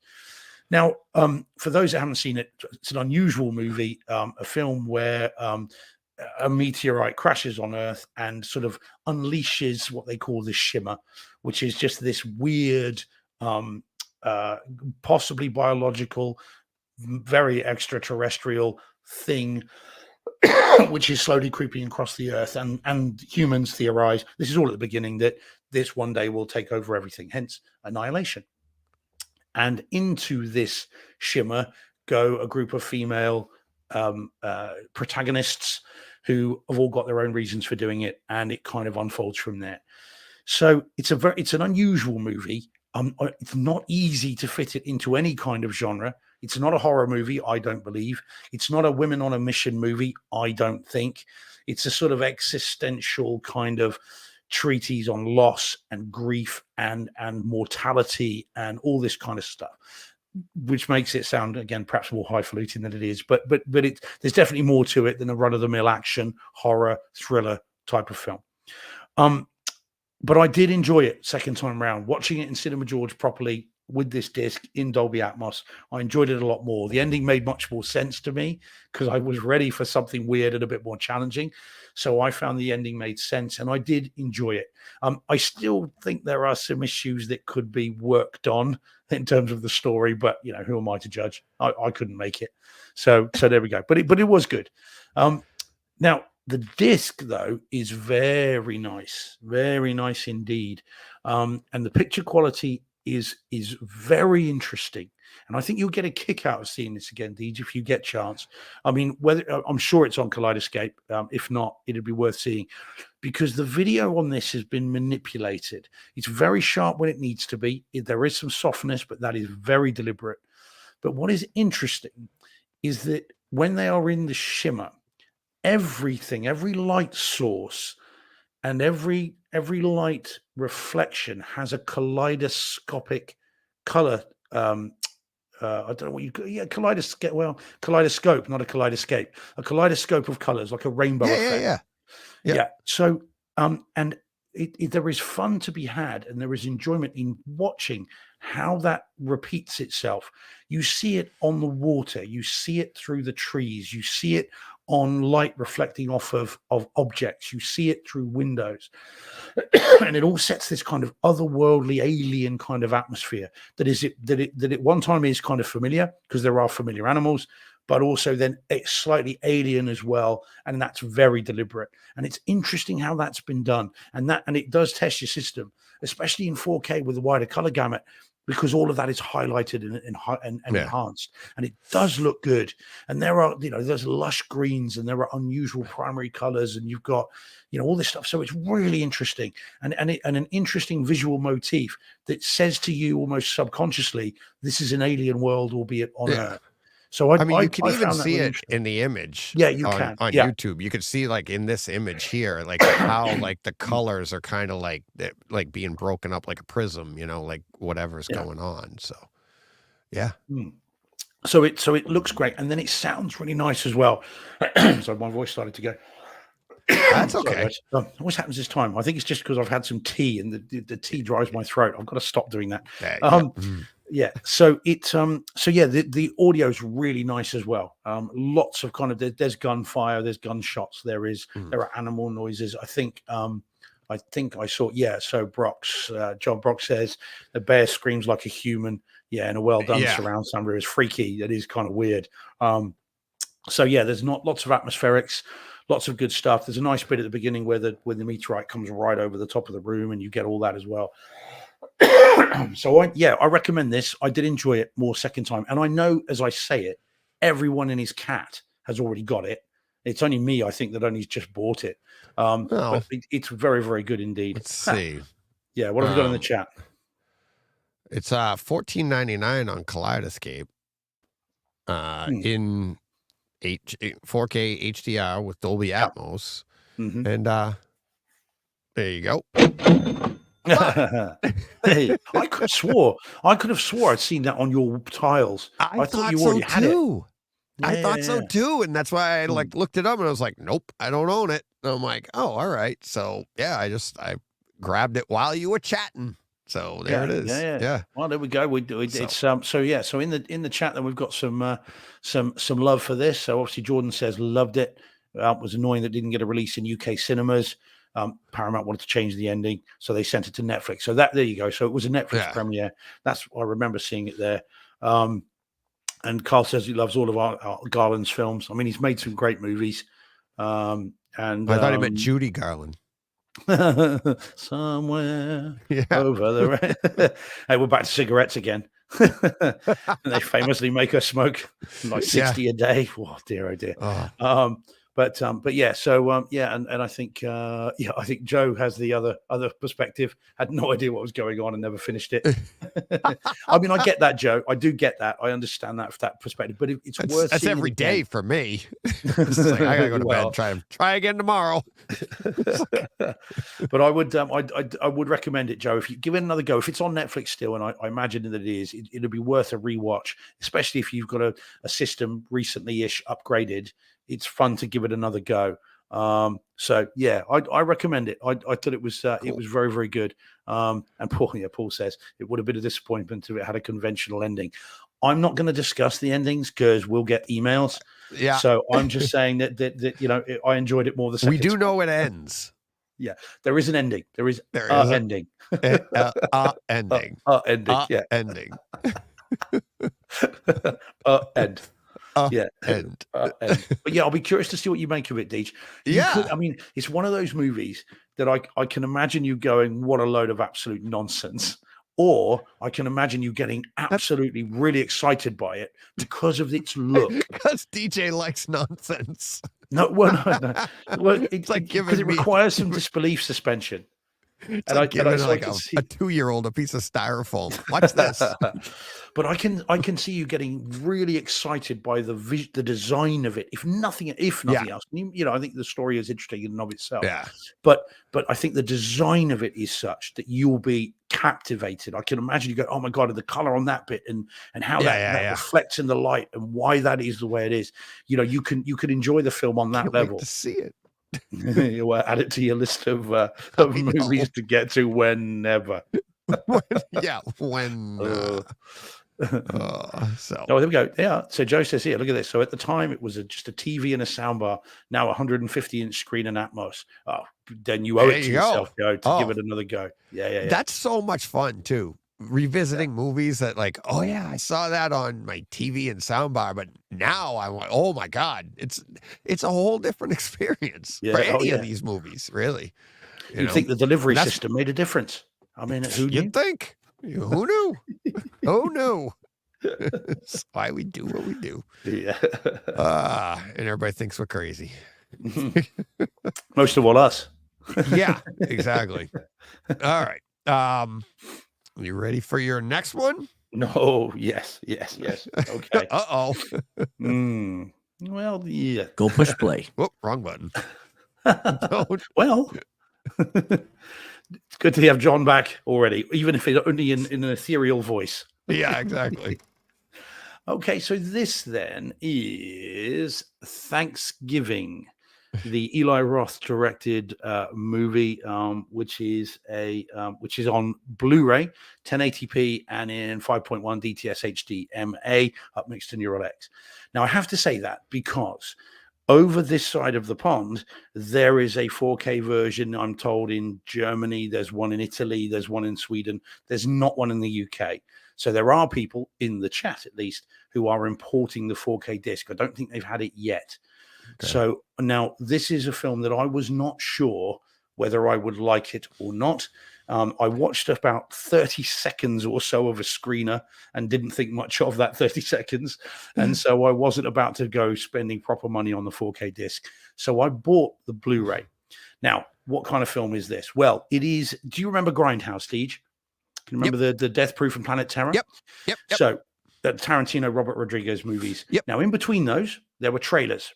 Yeah. Fake trailers. And we've had Machete, which was one of those trailers as a full length, 2 movies, and Machete in Space Threatened.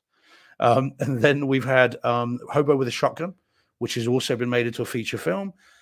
And this is another one of them. So this was Thanksgiving. So this is the feature film made from that, albeit it's bizarrely, the way Eli Roth has put it is that trailer was to a movie that disappeared, and the cast all disappeared, and the director disappeared, but a copy of it was found, and this is a remake of that copy.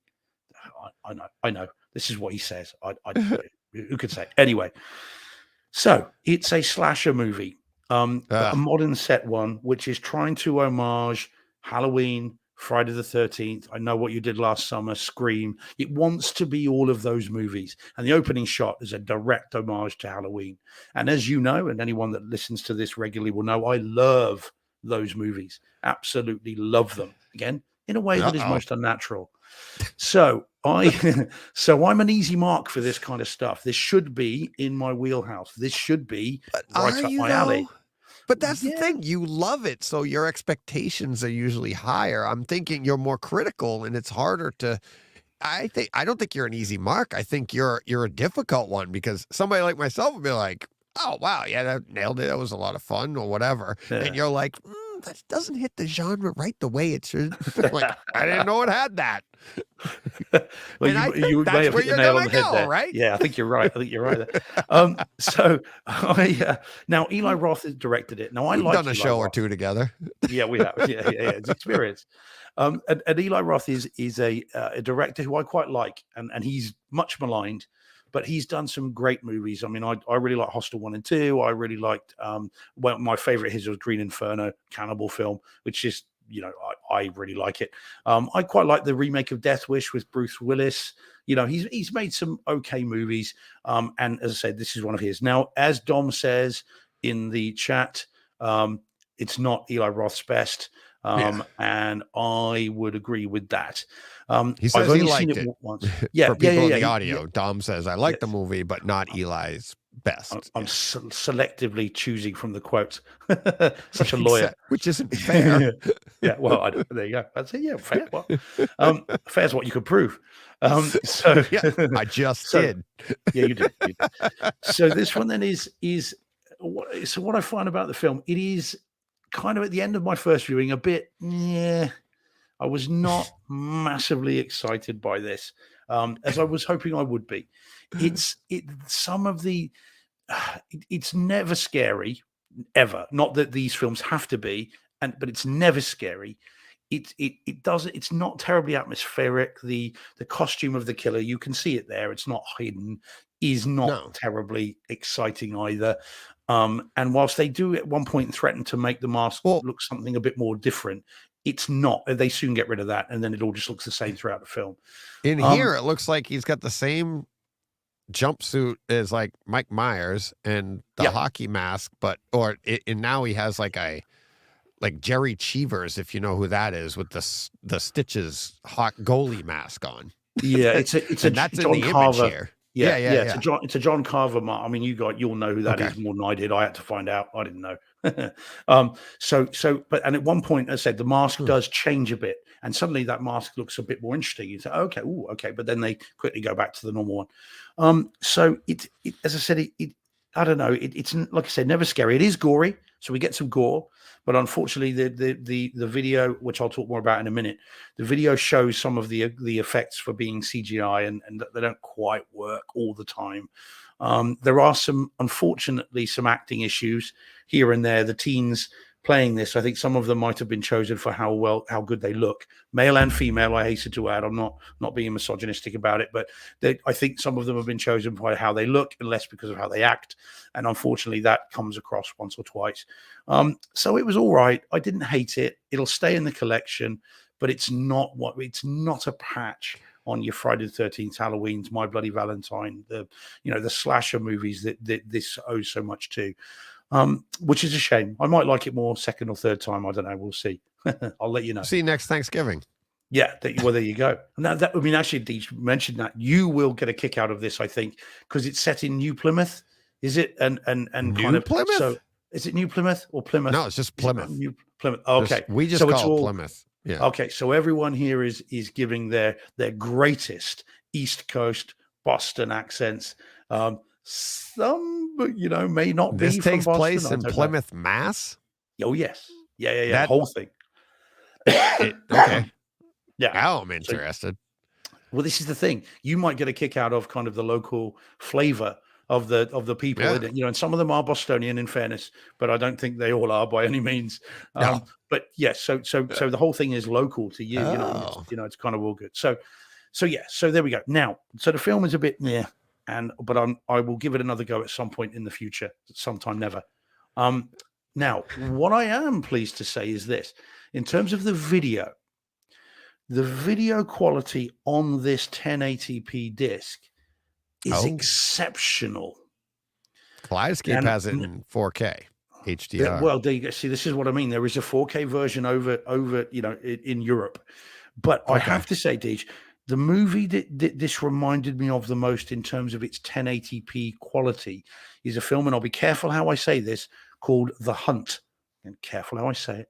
Yeah. Which is a movie back from 2021, it's only been available in Blu-ray, and that was shot digitally and must have been shot at a very high rate because that looked absolutely unbelievable, and so does this. And I honestly, and I say this as someone who owns more than 1,000 4K discs, is that I am not sure how the 4K could look any better than this 1080p image. Yeah. It is fantastically good. It is colorful. It's detailed. It's rock solid in terms of its smoothness. No fake grain here. No kind of messing around with. It looks fantastic. And is a demo disc for how good 1080p can look. And you know how we say you don't always need Atmos. This is a kind of disc that says maybe you don't always need 4K. And I Yeah, don't say like that we were because saying about I, Sunshine too. Yeah. exactly that. So there are, and from start to finish, front to back, it looks fantastic. It really does. So I will, we'll see what happens. I Well, mean, I don't know if I'll get the 4K disc, but excuse me, but maybe we'll check it out it's this very good. Halloween. Yeah, 'Cause well, you got me at Plymouth, and I can get it in yeah. 4K, and I'm like, Mhm. ooh, and they're saying in the chat that it looks amazing. Dom's saying it looks amazing in 4K Mm. in the Well, quite. chat. So, But I would be very surprised to see this running side by side and see whether, other than maybe the HDR, whether you yeah, could actually tell one from the other, because it is absolutely yeah, incredible. And there's shots of people with kind of fluffy cardigans on, sweaters on, and you can see all the fluff and all the little yeah, marks on them. You can the marks on the mask are all distinct and clear as anything. All the nighttime scenes all look inky and black. There's no crush. It's really, yeah, really good. So video, really good. Audio also up next to Neural X, really decent as well. There are some fun little audio cues here. There's some nice little bits where someone fires something off from the rear, center channel, as it were, or center channels, yeah. and that then comes right around the room, like little darts and stuff Oh, that fire right around. There are some nice crowd scenes. There are some gunshots, and there's an explosion. Which all sounds good. It's not, you're not going to rattle anything off your walls. You're not talking Lucy. But for the movie that it is, and it is quite playful in that, but it is quite playful at times. And that playfulness in the story extends to the video and the audio. And that's quite nice. So I rather like that. So movie, kind of 2.5 out of 5, as it were.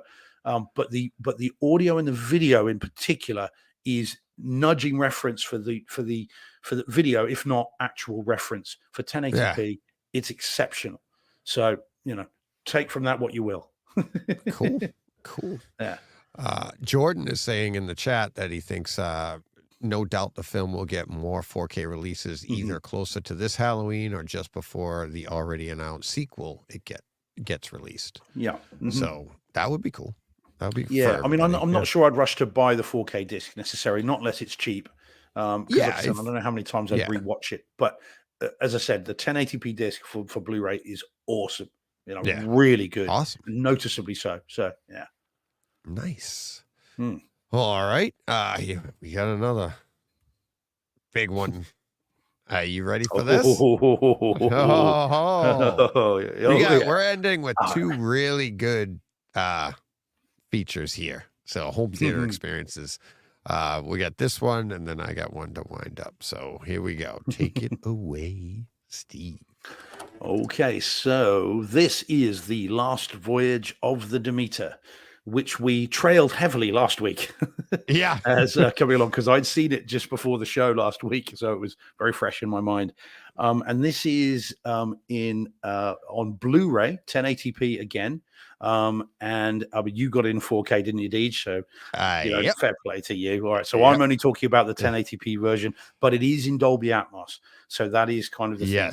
And what's weird about this movie, in terms of its releases, so apologies for the coughing, guys. What is weird about this movie is it in the UK, if not in Europe generally, it has disappeared. And when I say disappeared, I mean it. It's not available on DVD. It's not available on Blu-ray. It's not available to buy on streaming. It's not available to stream on streaming. And that's not on, Disney Plus, Amazon, Netflix, iTunes. This movie has been and gone in the UK, certainly, if not in Europe. So and now I saw a screener of it. We've reviewed it months ago on a screener, and I talked about how good it was, and John was, excited about it, and I'd said I really enjoyed it.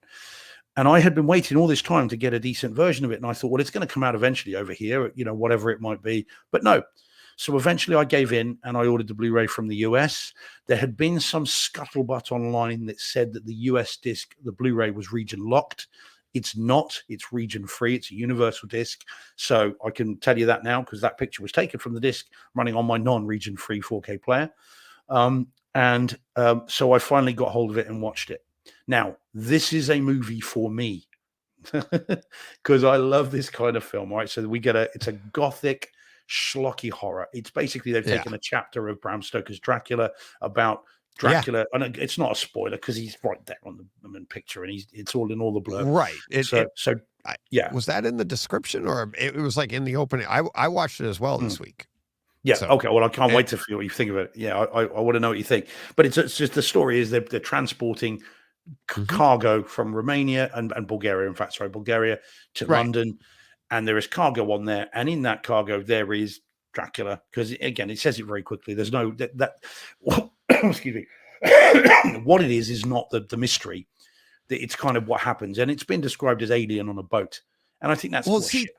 See what I was going to say, and this isn't a spoiler because the title is The Last Voyage of the Demeter, right? Yeah.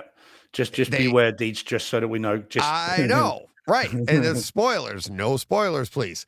But so this, to me, watching this movie, it was like, so you know the ending. It's the last voyage of the ship, right? So to me, is this not the horror version of Titanic? There's no romance. It has everything. It's like I was waiting for Leonardo DiCaprio to pop out of a bulkhead or something and be like, "Hello, I'm the king of the world." Not and Jordan, I apologize. This isn't a huge spoiler, but right down to like the artistry. There's I was like, are you kidding me? Now, to be fair, I loved it. It's a blast. Good. And Jordan, good. you're gonna I think Jordan's gonna love it. Oh yeah. I think it's everything like that gothic tale, but well, why don't you talk about your picture experience and then I'll talk about the HDR and okay, yeah. So I mean, to just finish off one thing. I mean, I loved it the second time round more so than the first time, even though I really enjoyed it then. This movie's for me. I really like the film. Now, so bearing in mind it's a 1080p disc, the video on it. Some of the reviews that I had read criticized the video and said it's too dark. You can't see what's going on. Now, I think that is nonsense. And I wonder, and I don't know, I'm not going to name who were these reviews, but I read a couple of them that said it. I'm not going to name where it's from, but I think their displays are not calibrated, or they've just got crappy displays, or whatever it might be. How many times have you and I talked about this privately about 4K 1080p comparisons? And I'm like, it's not right. No, it's not because they're not calibrated. That's what it is. It's like, I think what a lot of people are doing is they're watching 1080p content through their 4K calibration, and everything is going to come out darker that way. And then you'd be like, because if both are calibrated correctly, it's not that big of a difference. Well, that's it. Well, I at no point during this film did I ever think something was too dark. Did I ever think, I can't see what's going on? I mean, it's beautiful on Blu-ray. I mean, I know the 4K is just as good because Travis told me it was. But I mean, it's a beautiful looking film, bearing in mind the low budget. So it never, no banding, no noise in the darkest bits, no grain, no issue, nothing that took me out of it. I thought this film looked spectacular. So a spectacular Dracula. Sorry. It looked really good. So I thought it looked beautiful. But remind everybody that it's almost midnight out there for you. So if you get a little bit punchy with your jokes, we'll let it ride. That's why it's been a long week. Yeah, exactly. It's Tuesday. My week is 24/7, 7 days a week, DJ. It's been a week since last week. Yeah, there you go. Sold. Done. There you go. Now, lawyer speak. Yeah. So the video is really, really good. But this is if Thanksgiving is reference video, this has got, almost reference video as well. But there is no question this is reference audio for me. This movie is alive with sound. From second one, you get the kind of the lightning and the thunder. It begins in a storm. Carl's gonna love it. Oh yeah, I thought the same thing. There's a couple of thunder rolls overhead, and Rachel in the chat saying loved it. Very atmospheric, gothic, not your typical Dracula, not your atypical Dracula film.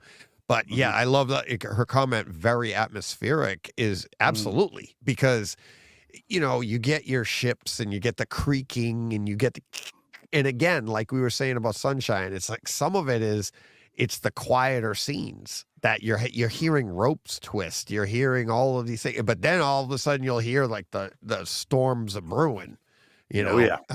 Yeah, very, very, very good. Yeah, and you can hear the water coming down the side of the ships as they're going forward. You can Yes. hear the waves in the background. You can hear the wind whistling around. And then, I mean, again, I don't know. There is a spoiler in that picture, which might lead to audio, but I won't. I mean, with what's on his arms, Well, yeah. Well, people don't the know sound that. moves around. Well, yeah. I don't know. I won't go near that just in case. But the audio moves. This film is alive with sound. Yeah. And even kind of the noises that the various characters make, and one character in particular, is so creepy and so kind of just you can almost hear the gravel in his throat, the detritus and all this stuff. I absolutely love this disc. Deej, if this is not in my top 10 at the end of this year, For the year, we've had a miraculous year. Yeah, this has got to be there somewhere. It's got to be. Did it come out this year for you? Did it just come out this year? Well, no, it's disappeared here. So that's right. We've essentially never had it. Because I've had got it. I've had it since forever. what, August? Yeah, I don't know. Well, this is. I've had it quite a while. In terms of stuff this year, this will be on my of the year. But this came out. Yeah, this came out way September or October. This is how long I've been waiting for it to come out, and then just giving in and ordered it. But yeah, no, it's still not come out here. We're still waiting. Oh, okay. So hence why I imported it. But January, Dom says, yeah. So it's great. So tell me what you think, because I'm more curious about you. I know I was going to love it. It's the same thing. It's like I wasn't surprised because I do when you first talked about it and said it was like a gothic feature, and I almost watched it back then. But it's like I do love movies like this, much like Bram Stoker's Dracula. I love those movies. But to your point of the picture, and it's like for you, if you can get this in 4K, because it is a dark movie, but it's not too dark.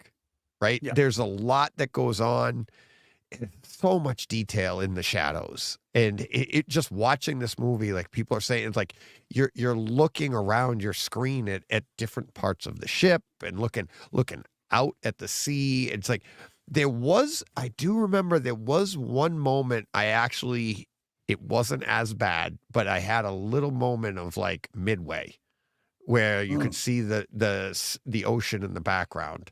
And you're watching and you're like, oh, did it just for a moment be like, go a little too flat? Like, and then all of a sudden, but then it comes back. I mean, and that just might've just popped in my head just because of our conversation with Midway, but it does look really good. The images, going up the masts, the wind when you're on the deck, the detail in the wood grain of the deck, because there's a lot of shots of the deck itself.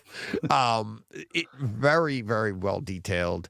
I thought, and the other part of the movie too is away from the home theater experience, the depth of all the characters that they gave you in enough time in a movie like this that all of a sudden you were like, you cared about them. Kind of like what we were saying about Masters of the Air. Right. This is even a shorter amount of time. We got what is it? 2 hours? That's 1:45. I think it's actually quite. Yes. It's not that long. So in 1:45, you pretty much get the feel of every character, like them, love them, but you get a good sense of every character, and then this is the last voyage, and it's like, how does it? There is an ending to it. I mean, it's a good ending. We're not spoiling anything because keep going with it. But it's the way they develop the characters. But yes, that home theater experience is like you said, the sounds, the lack of sounds, and all of that. It's just I can't say I was surprised. But this is evidence that I do like a good horror movie, a good horror movie.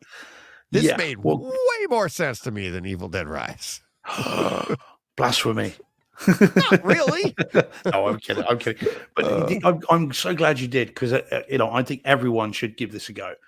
You can get, if you're lucky enough to be able to get hold of a copy, and that doesn't include us in Europe unless you import it, then it is absolutely well worth seeing. And actually, for once, so enthralled was I with this film, I even watched some of the extras, which I don't normally do at all. So I've seen all. Yeah. I watched the alternate opening, the deleted scenes. So I have a question that's kind of, it's a spoiler question that I'll ask you later if we remember when we're done.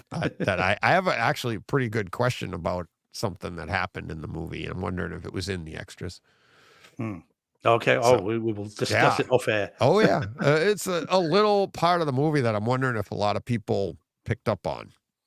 So okay, a little like continuity, so not good. error, but continuity fun thing. So pretty cool.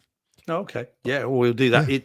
But it's so cool. I really did enjoy this. This is going to be in my top 10. I'm confident. If it's not, then boy, have we had a good year. Yeah. But, we'll see. And look on my Kaleidoscape, just because of alphabetical. I got 2 Little Mermaid. ocean-going movies. Yes. The Last Voyage of the Demeter and the Little Mermaid. Yeah. Don't look, Mermaid. if you're going to have, any young kids around and they want to see the Little Mermaid, just be careful what you click. Yeah, exactly. And then Lucy, because we're into the elves. Oh, yeah. There you go. Absolutely. So Joe, good old Joe, he's new in and we're costing him money already. There we go. Another one. You'll be glad you did. You'll be glad you did, Joe. Come back and let us know what you think of it when you've seen it. Okay, because it's awesome. Yeah. Oh yeah. Yeah. Definitely worth your time. And then, I mean, movie wise, definitely worth your time, but home theater wise, absolutely. Absolutely. So, all right. This last one will be quick. But I had to do this. I just had to. I mean, how do I not? Yeah. For multiple reasons.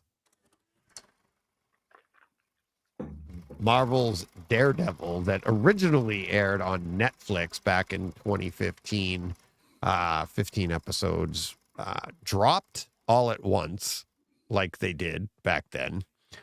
15 episodes would drop and people would binge them.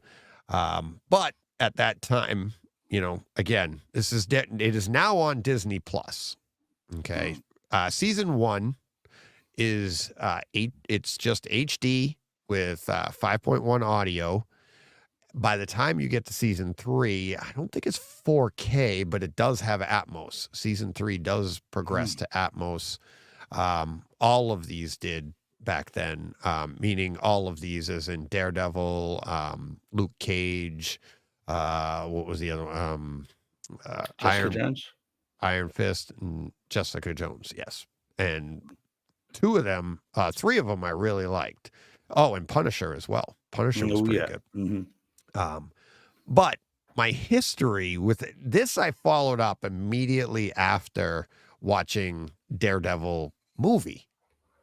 And I was like, but it comes at a time for me right now. So like when this came out back in 2015, my son was in high school. He was going to a school like a town over so that he could play hockey. So every morning I had to get up. I'd have to drive him to school. And I would get up early for this, because for people that don't remember or have never seen this or never experienced it, this was like the first for me and everybody. This was obviously years before I had a podcast, before you could talk to anybody about this stuff. I was telling everybody, don't watch this on your laptop. Don't watch it on your TV. You need to see this here, because this was, to me, breakthrough for Netflix. This was before we had those feature presentations of Netflix, like, Six Underground or, The Atom Project or whatever. And it's like this this show, 15 episodes is, again, just like the Ben Affleck movie, it's about the same character, but a blind guy, and it's all about the sound, and they nailed it. And this does not live up to current surround sound and picture and everything, but the story is very, very good. And if you've never seen it, go watch it, because Charlie Cox, as Eddie's saying in the chat, he is Daredevil. I mean, when this show ended, we were like, we need more Charlie Cox. We need Daredevil. He epitomizes Daredevil and Matt Murdock, and all of them do. They Foggy, I can't remember the characters that play it, but Karen, who plays Karen Page, she's awesome. I actually have a Daredevil. I wear the Nelson and Murdoch. I have a maroon Nelson and Murdoch attorneys at law, and people are like, where are they out of? And because it just looks normal, right? Mm-hmm. But it's not, like, because what attorneys at law make a T-shirt? But everybody thinks it's like you know what I mean? But it just looks normal. And but yeah, but the surround sound on this, I'm up to episode 3. But what I'm doing is what I did back in 2015 is I'm getting up because I have to now because of the projects I have going on. I've got to be up in the morning, get out of the house and get to work so I can get to my other job and come back to that job. I'm up at 5:30. That's what I did when my son was in high school. I get up at 5:30 and watch a single episode. And I'll do that for all 3 seasons. And I'm holding myself to that. It's like Monday through Friday, actually Saturdays now, because I'm working Saturdays too. And I'll watch just that one episode. And the opening scene, that's why I grabbed this picture for YouTube. I didn't see the detail in Daredevil that you see. I don't know if you could see it on YouTube, but I could see it here. But the blood that dripping, like not dripping off the letters, but the letters are just like moving blood that I did not see back in 2015 in my 720 projector or whatever it was. And now it's like, yes, it is in HD, but I have an upgraded system. I mean, the whole opening scene, that music, I've gone back to this series a few times. There are a few demo scenes I haven't gotten to yet. The hallway fight, I did just get to that. And that is in, I think it's either 2 or 3, but there's a hallway fight that is, it's not the pans that we're used to. It's not as extravagant, but go back to 2015 and imagine this is Netflix, which this was back when everybody was making fun of Netflix. Oh, Netflix isn't a real, Martin Scorsese, that's not a real, those aren't real movies. That isn't real television or whatever. And Marvel gave the rights. Netflix produced these. These were the early ones that before, like I said, we get to 6 Underground and everything. They did such a good job that Marvel's like, yeah, we're taking them back and we're putting them on Disney Plus. They're so good. And every morning, so I'm doing episode 4 tomorrow morning.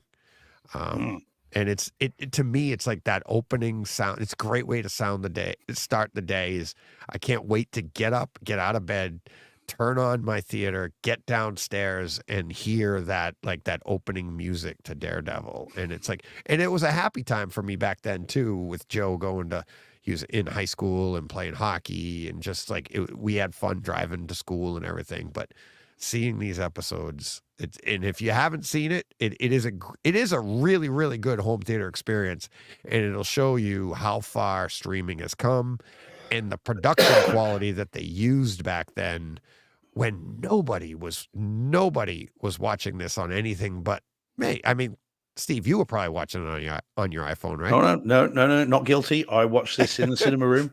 Yeah, I did okay with that. I've got seasons 1 and 2 on Blu-ray, but I saw them on Netflix. I've never watched my Blu-ray copies of them, even though I've got them. But they are good. They are good.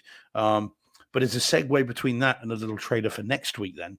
Because the thing about the hallway fight is it's supposedly in one take, isn't it? It's not. No. I just watched it, and it's like I was thinking the same thing. And there are later scenes and later seasons where they actually have a legit one take, a la 1917. But this is so super, especially now with our better systems. Maybe in 2015 they weren't expecting everybody. That was before 4K.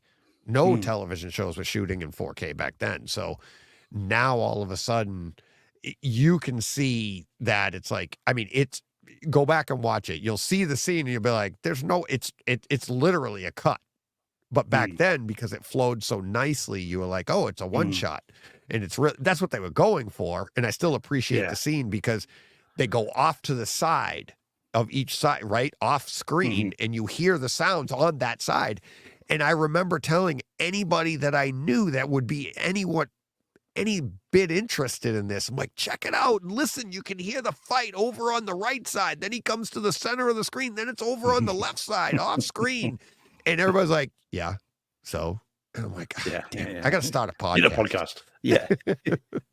Yeah. Well, as a trailer to for next week, this is the 4K disc that I'll be watching for next week, which is the the Raid, which has another very memorable hallway fight scene. Yeah. So that's going to be ready for next week, which I've imported from the US.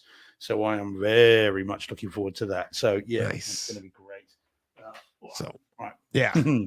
All right. Well, that's it. Yeah, I think that's it. Just so that we can say we saw it. No, you're okay. Dom was just saying about the very quickly about the Kevin Costner Horizon trailer that's come out, Horizon USA or something.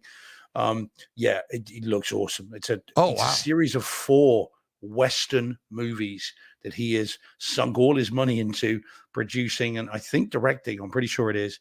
And yeah, the trailer makes it look absolutely stunning. I agree, Don.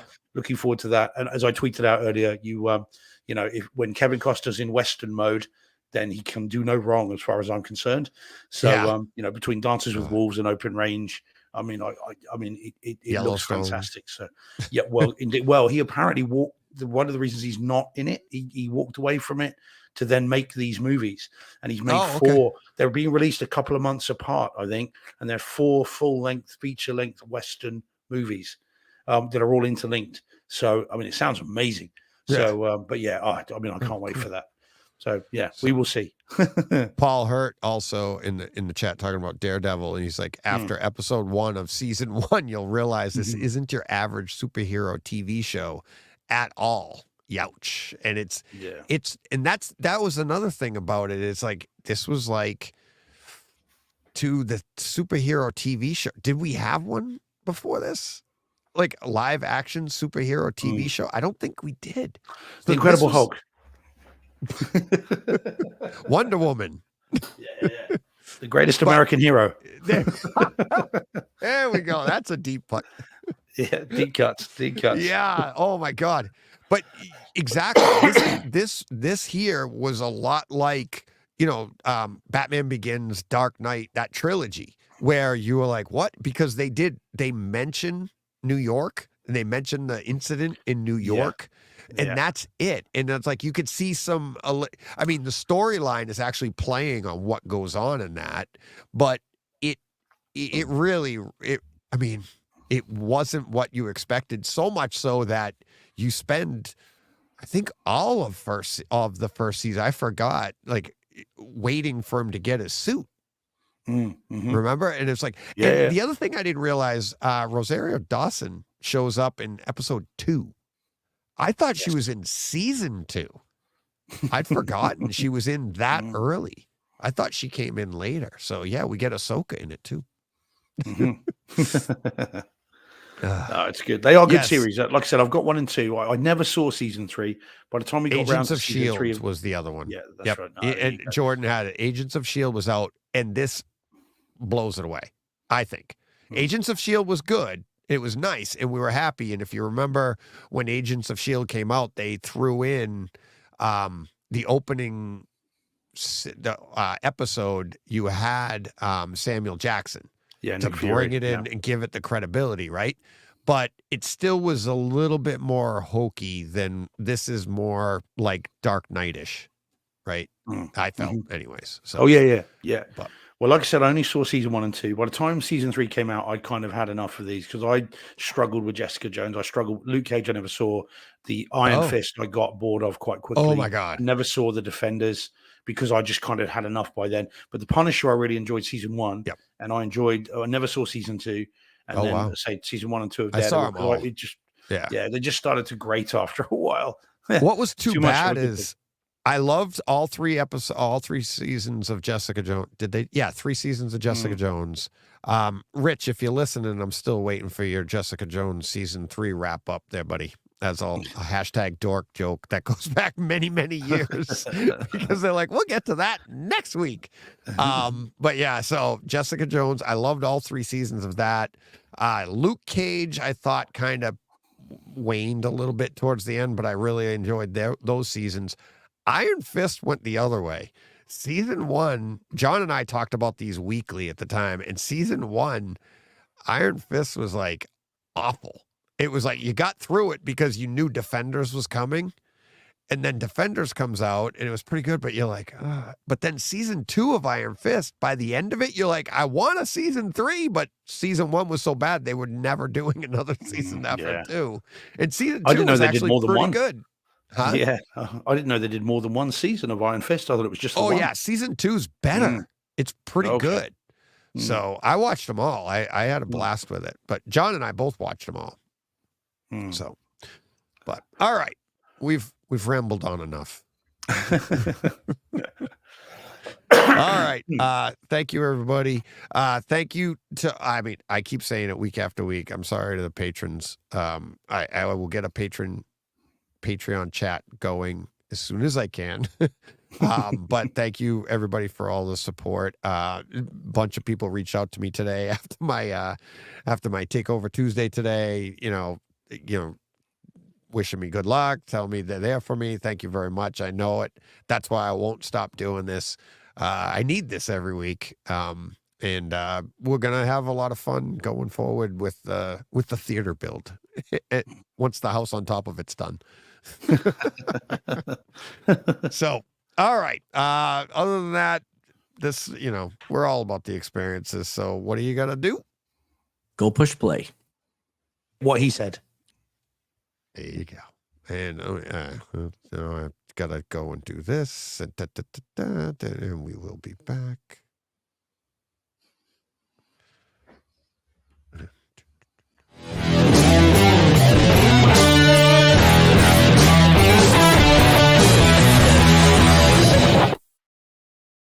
Hey, Fred. This has been a Hey Fred production with theme music by Jeff Bernhardt and Throne Vault Productions.